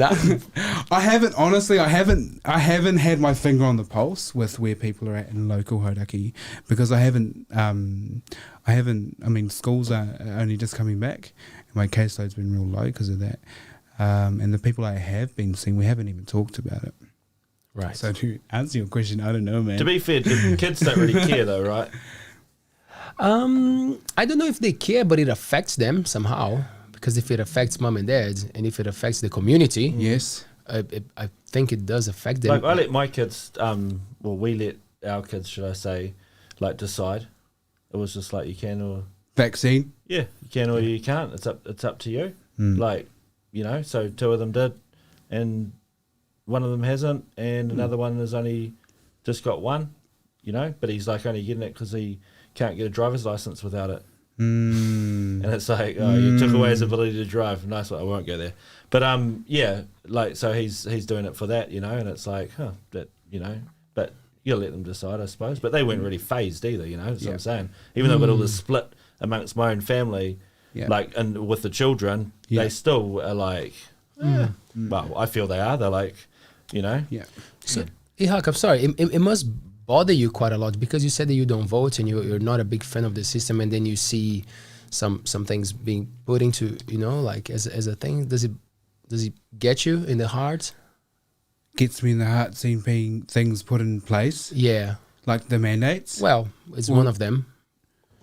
We can see as a big picture, like of recommendations and ways that, you know, people in power believe that things should be, you know, and we obey, you know, like but for someone who doesn't vote, who's not a big fan of the way that things are running, and you are at the forefront, you know, like you see the damage that it causes, social gaps. Yeah. So, you know, I think because of some of my journey and being in minority groups and being segregated and like, you know, or discriminated, part of my passion is that people, like you said, that this togetherness. And so when I see people's like choices being taken away from them, or I don't know, I'm actually quite lost in that question. I think where I want to go is like, you're still doing your job. Yes. Like you're still going there and doing what you have to do. Still part of the institution, you know, it's still part of the thing. Here's the thing, I'm so rebellious though. Like you ask my workmates, and that's what I mean by this whole thing of like being in minority groups and being like discriminated and all that when I'm younger. I'm so rebellious. So you ask my workmates, you ask my mates, like any chance I get to pull the middle finger to not and when I say that, pull the middle finger to like for my own right to just be free. So not to disrespect anything else, but when someone's like trying to put me in a box, like I'll wear my gumboots to work. You know, I went to someone's house and they were wearing high vis. I fell in love with it. So I'm like, right, my uniform for the next week's going to be high vis. And then I'm like in a system that's like the DHB and my bosses are like, you can't wear your gumboots in here. I'm like, bro, like, it's not necessarily about me not wearing gumboots, but it's about my right to be free, bro. And my right to be critical in my thinking of when I get up in the morning, am I going to conform and have this automatic response to wearing what I think I should wear because that's what the normal thing is to do? Or am I going to have a critical kind of thinking? And I don't even know if I'm making sense, but just freedom, bro. You are. Freedom. Did you make sense, Brett? Very punk, yeah, man. I like Very it a lot. punk. Yeah. Hey, you know what I mean? No way. Oh, man. I don't actually. Oh, get into it. You love it. I love that. Yeah. You know what I mean? No way. It's Of course, like we man. get programmed Of to course. behave like this. Yeah. And it's kind of like if I step outside of that because I like gumboots and it's comfortable and it's high vis and I like that, and I choose to do that even though it's like really different from the setting I'm in, and then you're going to say, no, don't do that. What's the name of that rapper from The Perceptionist, Papa? He says that unlearning, it's way harder than learning sometimes. Yeah. You know, so like we got conditioned, you know, and then you have to let a lot of things go. And it's not an easy process. Not easy, bro. So what sort of music do you listen to? 'Cause since you don't want to be in a box, I was like... I'm going to eat. I'm going to eat with the... Okay, I'll do it too. I'm a sheep. You go, We man. were sort of we were talking about it before, you know, hazarding a guess. But yeah. My workmates, honestly, Keegan, he mocks me for the music because, like, okay, so I'll play a song and he goes, "Oh, yeah, you like these people with these toned of voices," and I'm like, "What are you talking about? What do you mean these tones of voices?" I like. Oh, is it Willow? You're the one telling the story. Oh, right. The movie. No. So Will Smith's daughter. Oh, yeah. Willow. Wait a minute. I love that song. I love all sorts of songs. Like our song at work lately has been Adele and her, what's it, Take It Easy or something? Easy? Take It Easy. So don't take this the like wrong way because it's usually like looked down upon, but you're like into pop, yeah? I like pop. Yeah. I like I mean- all sorts of music though, man. Like, yeah. Pop, maybe pop. That's cool. Hip hop? Hip hop. Honestly, I love dancing. Here, we'll go with Yeah, that. my man. I love dancing. So I'll, if it's got a good beat and you can dance to it, I'll love that. But then I also like getting in my feels. Maybe what's the songs that you like? You get in your feelings and you listen to it. It takes you on a bit of a feelings journey. For me, that's probably pop like as well, Oh, yeah. to be completely honest. Like I get into like the Broods and shit like that. Yeah, you know, cool. Some Kiwi sort of pop, you know? Yeah. I mean, that's in that scenario you're talking about. Yes. Yeah. Yes. If I want to get amped or something like that, I'm not listening Punk. to it. Or or hip hop. So who's a good punk person to roll to? Personally, like you'll probably have a different view because you listen to probably older punk than I do. Great but chat. I like. Great chat. But I like I'm glad we're going there. like Pennywise or No Pennywise. Effects, Rancid. Oh, yeah. Yeah. Yeah. I was sort I of have into the that sort of. YouTube. Yeah, they're pretty. I'll send a text with the other Yeah, thing I please was going to do. tell you. I think for what you believe and Yeah. for what you go for, you will really enjoy The Clash. The Clash had a great approach, band from England, and getting that vibe of like the sons of the people who were brought from Africa to rebuild the country, you know, in the post-war.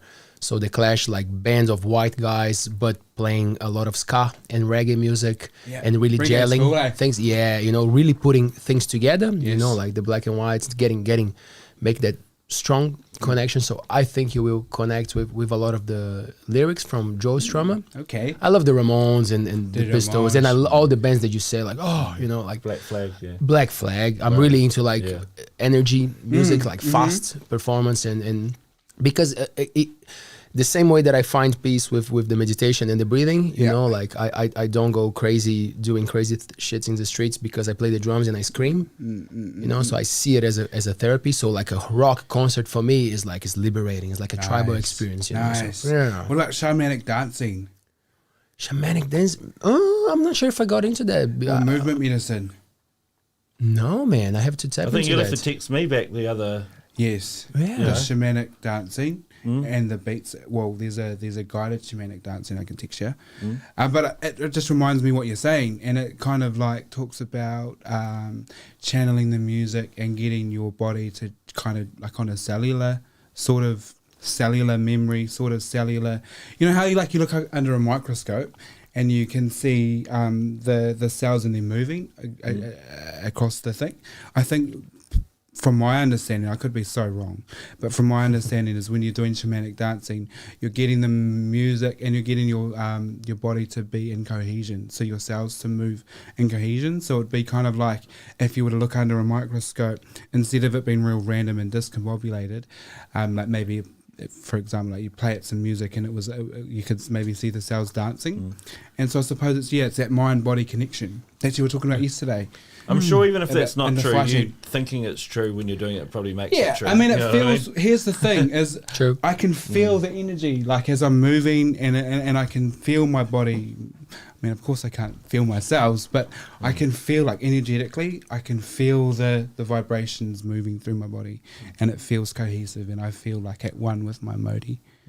It's so nice I've only done it once. It's so nice that you can tap into these kind of things, and I think that a lot of the things with substances, sometimes depending on the substances, obviously, they get this sensitivity out of us. You know, you lose touch with yourself because you want to be somewhere else. Yeah, and that's a great escape, right? We all do that, but once you clear that, the connection, the feel of the energy, and I love the idea of the wavelengths. Yeah, you know, like so.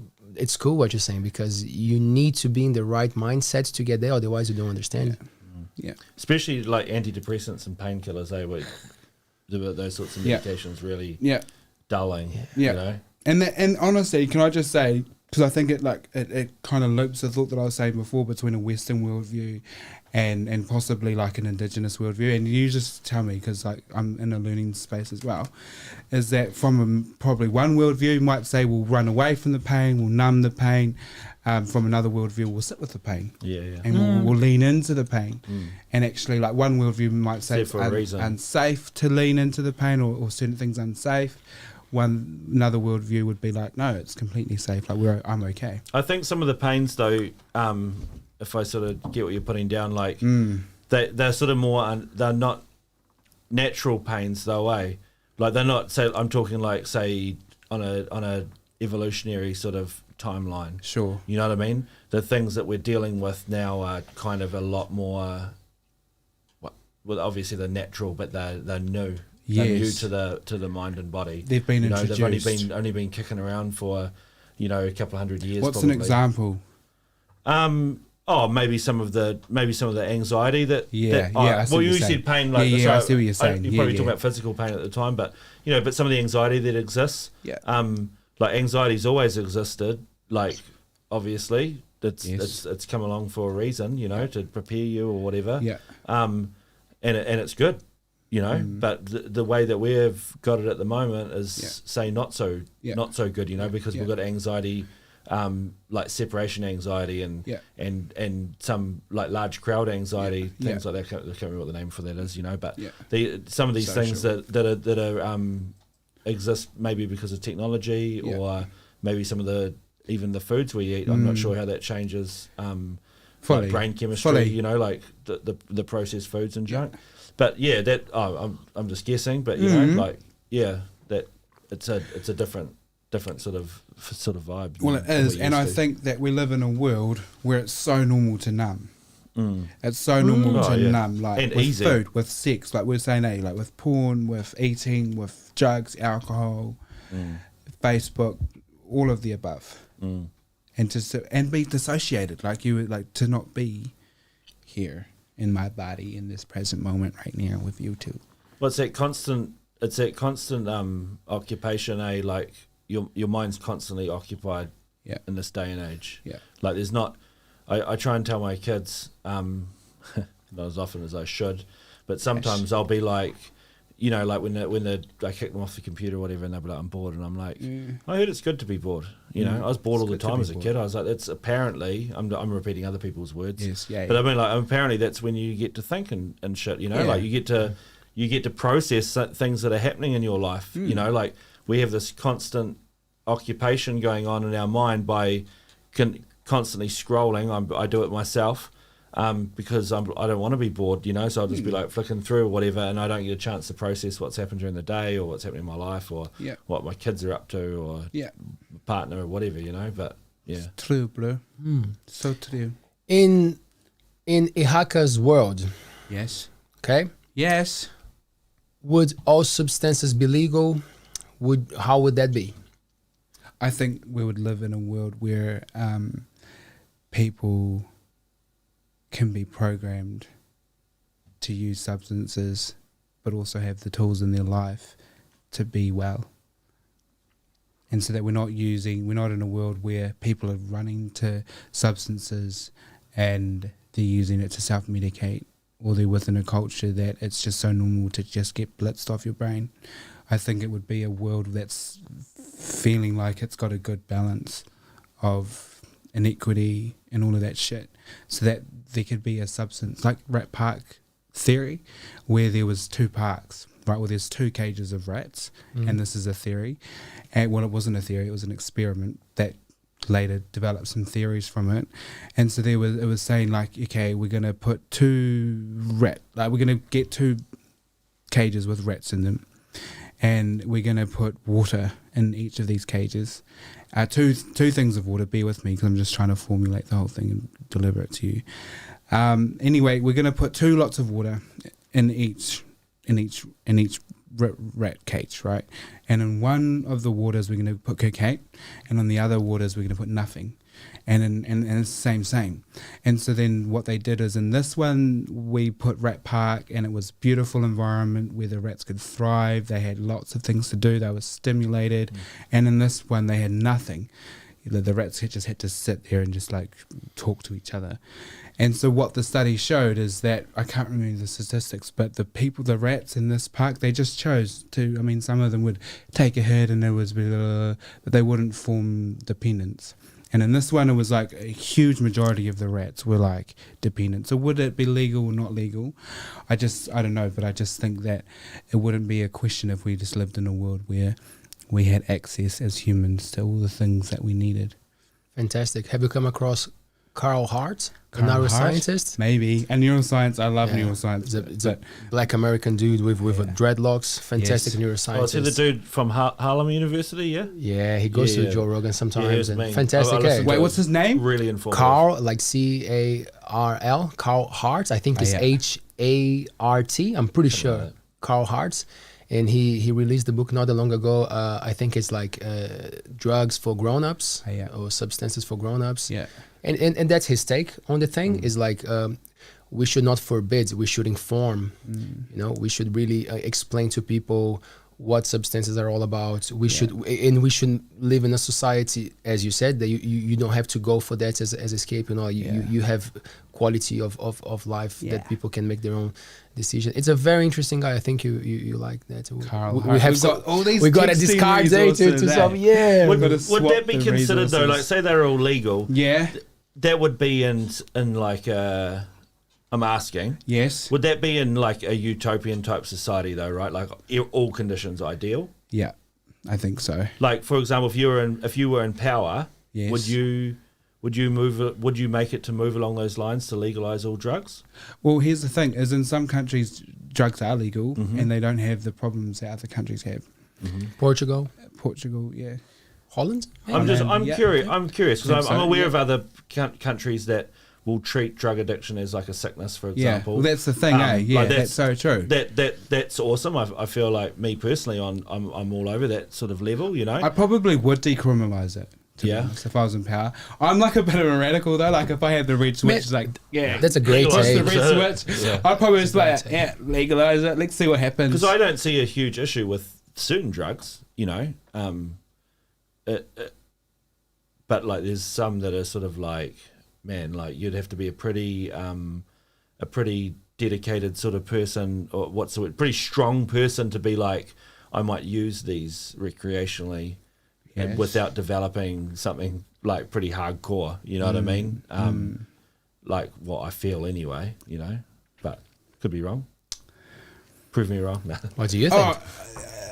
In my experience, I've seen people use drugs, and I've seen people go down the dark hole of drug addiction, and just the destruction, and then I've seen people use drugs who they're recreational users, and they can have it in its rightful place, and like have a they're happy with themselves, and when we look externally, like they've got the things that they want.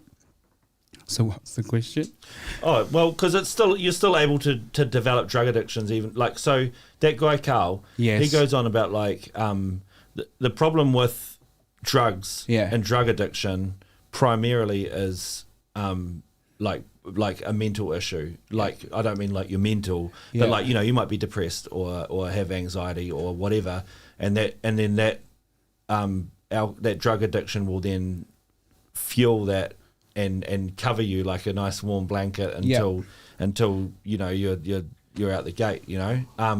So now I'm asking what the question is.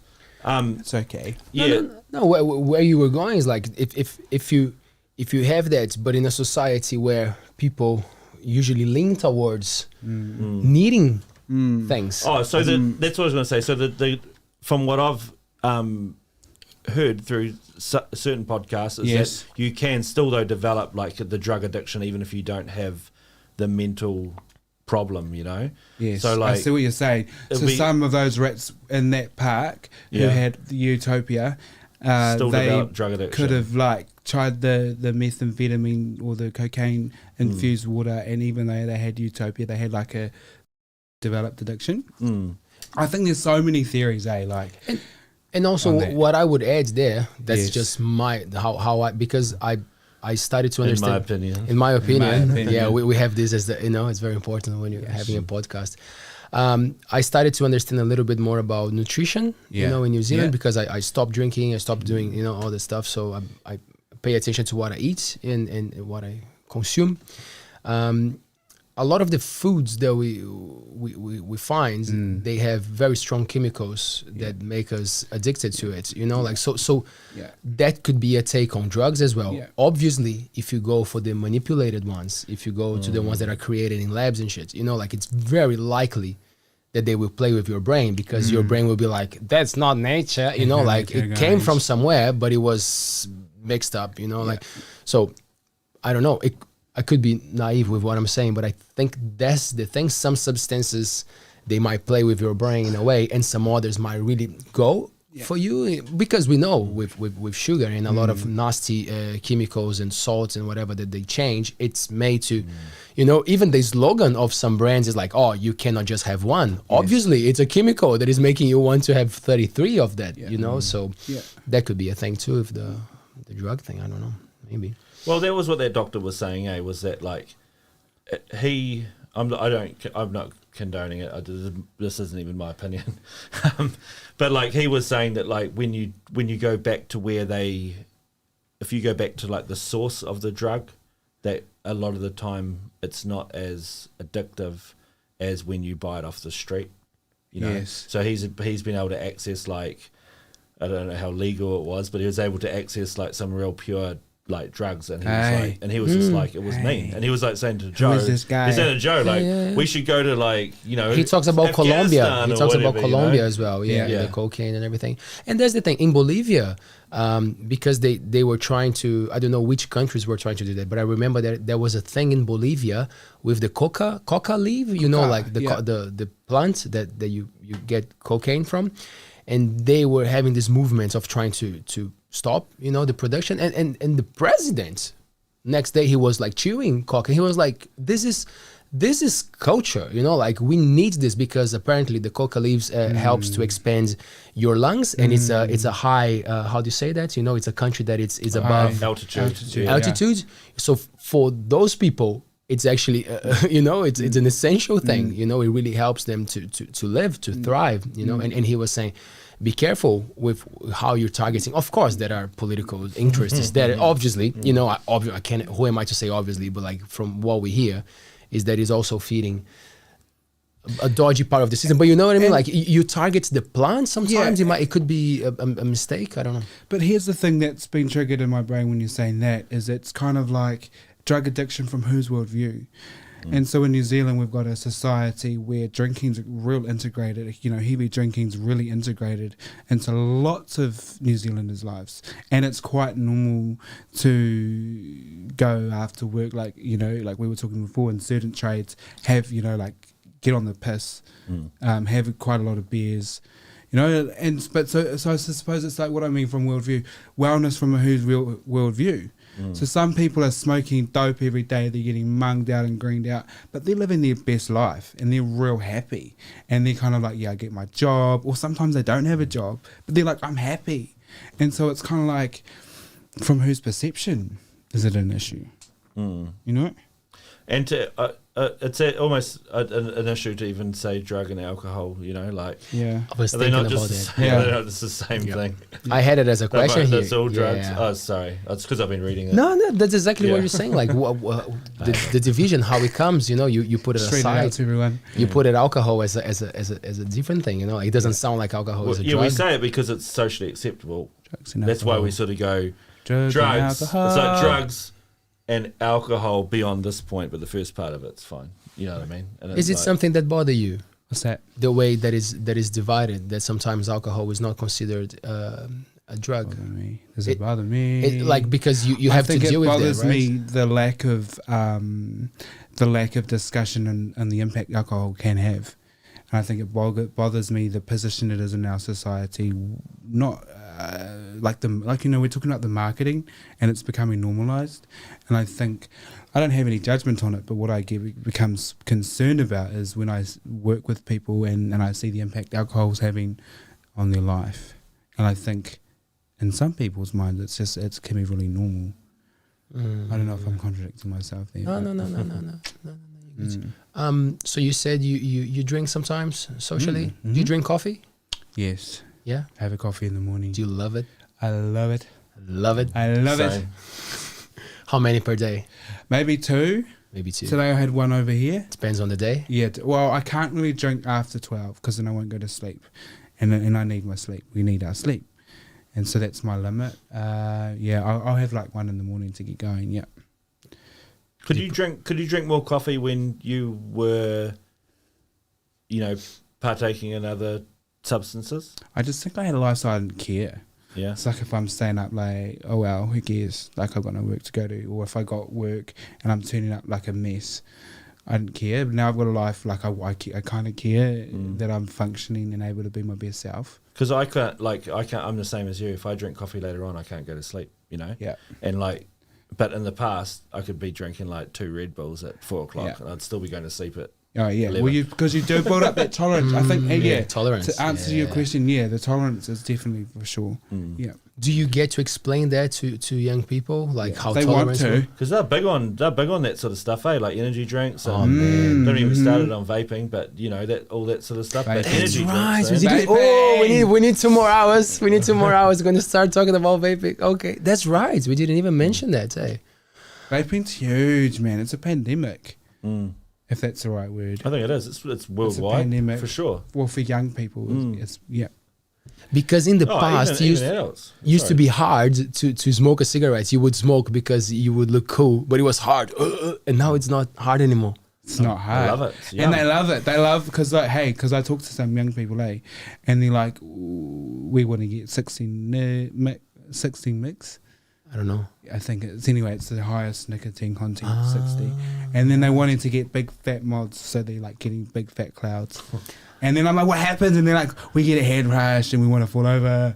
I'm like, oh, okay. It's your brain not getting the because you're not breathing.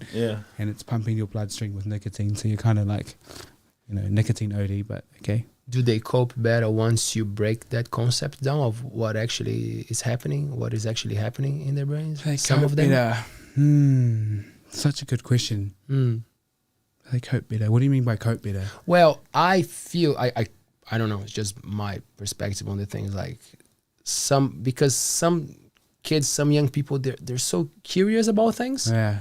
And some of them, it feels like when they make sense of a concept, it doesn't mean that they're going to change in the next day, but like you can feel like that there's something just clicked. Yes. You know? So that's why science is beautiful, right? No, so when you understand, you're right. so you're tripping, right. you're actually, like your brain is bleeding, that's Yeah. what a stimulant does, you know? So, and then you're like, oh, brain bleeding. Oh, no, great. Right. Like that kind of thing. Yeah. So yeah, totally. Because I think, right, like kids are curious.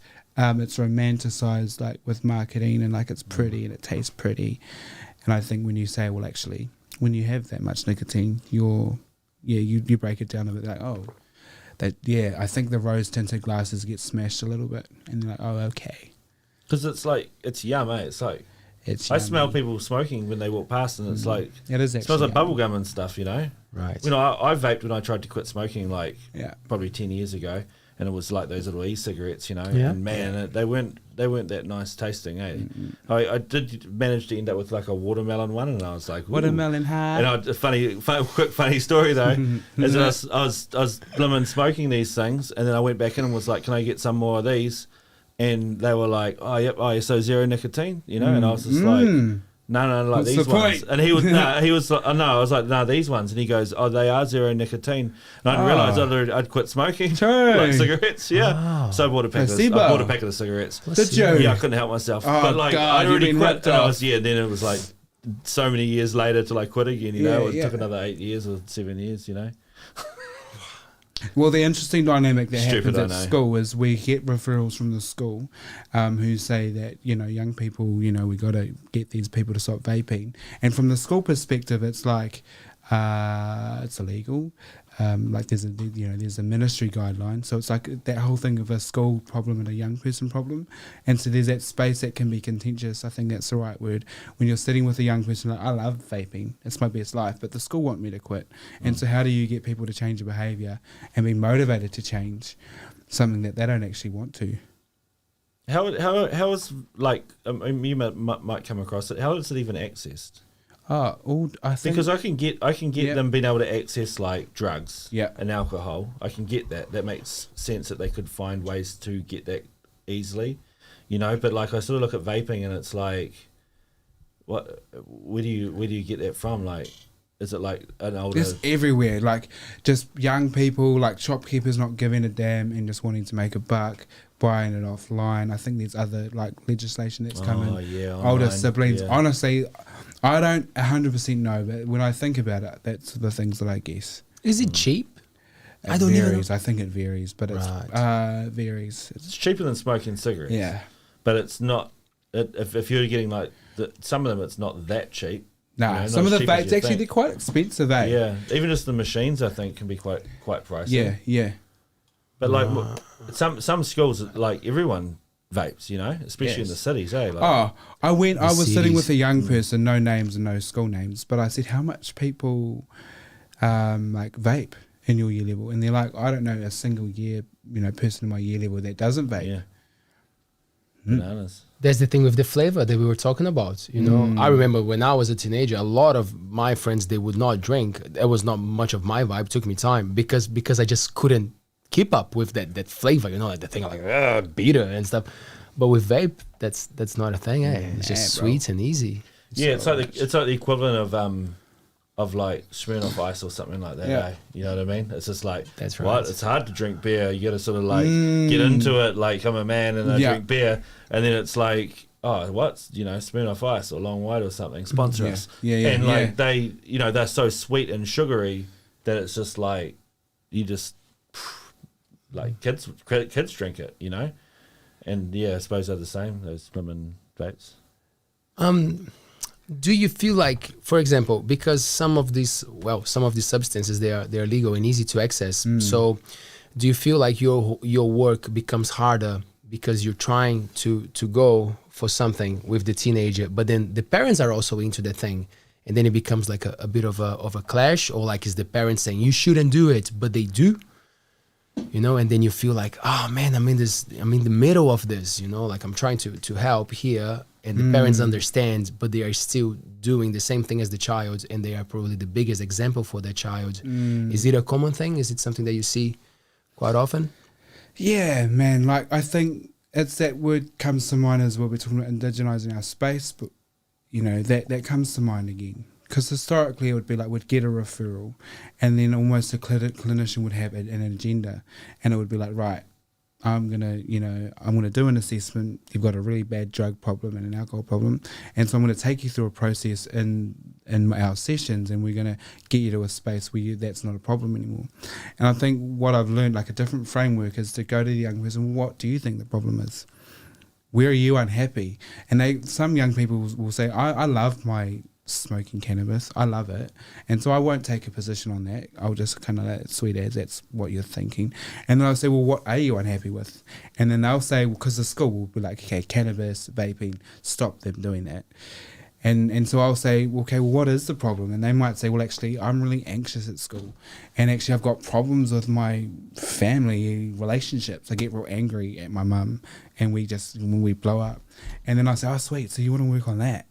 And they say, yeah, let's talk about that. And I'll say, okay. And then and we'll build a relationship. And then sometimes the relationship has capacity to say, so that cannabis thing that you're talking about, talk to me about it. Like, how is it going? How much do you smoke? And then we might have capacity in our relationship where I can just be really honest and say, well, I'm concerned about that. Or did you know, like, if you smoke, this could happen, like the vaping thing. And so I think it's just being able to partner and align, or I don't know the word. Yeah, I don't know if that makes sense. It does. Is that throughout the organisation, or is that sort of like through to Korowai? Yeah, it is. It is, yeah. Yeah. Oh, that's cool. Yeah. It's cool, eh? Yeah. Congratulations on that. Yeah, Man. yeah. Honestly, the leaders there are so ballsy. They were just kind of like, we want to do something different. We want to do something different for people in Hauraki, but for Māori who are, you know, overrepresented in our stats, and we're going to just do something different. We're going to indigenize the space. Man. Yep. Do it. Cool, eh? That Did that answer your question, eh? Did it? No, maybe not. It did, man. Okay. You got great insights. Yeah. You go, but then you come back and you bring it beautifully. Yeah, man. Okay, thanks. Yeah, the kids must love it. Love it. I The way that know. you talk to them. I It's like pretty it. cool. I love coming over to Fitty. It's my favourite day. Awesome. We're gonna have to catch up more, man. Yeah, from now in on. school. Yeah. Get something going out of the school. Let's as well. do it. Yeah. Hey. That's what this is all about, man. Mm. That's why we're doing this. You know, like we want to listen to people. We want to engage with the people who we see potential and we see that they're doing cool things. And the ones that we don't agree with, well, we still want to have a chat. Yeah. You know, Yeah. it's always an opportunity to listen and to learn something. Yep. Oh, those are some of the more interesting ones anyway as well, you know. Not saying this wasn't interesting because we agree with you, but, you know, when you disagree with someone, I quite often listen to podcasts that I don't agree with. Yes. You listen to podcasts you don't agree with? Yeah, just Nice. to sort of see what it's like, you know, like, I'm like, what are these Mormons up to or something? And I'll listen to I'll listen to like 10 episodes of like some Mormon podcast. Great. And I'm just like, wow, that's pretty, you know, whatever. It's a different perspective, eh? Yeah, just because why not, you know? Because then you're not so ignorant to the fact as well, you know, like Yes. you've sort of semi-experienced the other side, as it were. Nice. I like it. We have the good man over there looking after this live streaming, looking after this channel, making sure that we sound beautiful and we look beautiful. So how are you, Taylor? How's it going tonight, my man? That's the part that I hate most. Talking? Yeah. Come on. You sound great. You sound great, I man. try never to listen to that part when I'm doing the reviews. I just skip to this part because if I listen one more time, I would never speak again. Do it again. So You know what he does, Ihaka? He asks us to check the mics at the start, so he can make his mic the best one to sound beautiful. So that's what he does. Oh, nice. I would do the same. Papa, what do you have for us, man? well, it's been pretty good. We had a problem with the audio. Oh, look again. at your screen behind you. Watch out. We had a problem with the audio again, like last time, but for not that long. Oh, yeah? I could sort it up fast. There is some comments here. Danny Phillips, probably your sister. Yeah, she's my sister. She said that you do ask for sorry when you're wrong. Was it? I think you Okay. guys was talking Sorry. about saying sorry. You know, like so. Can she I just said- say one thing before you keep Yeah. going?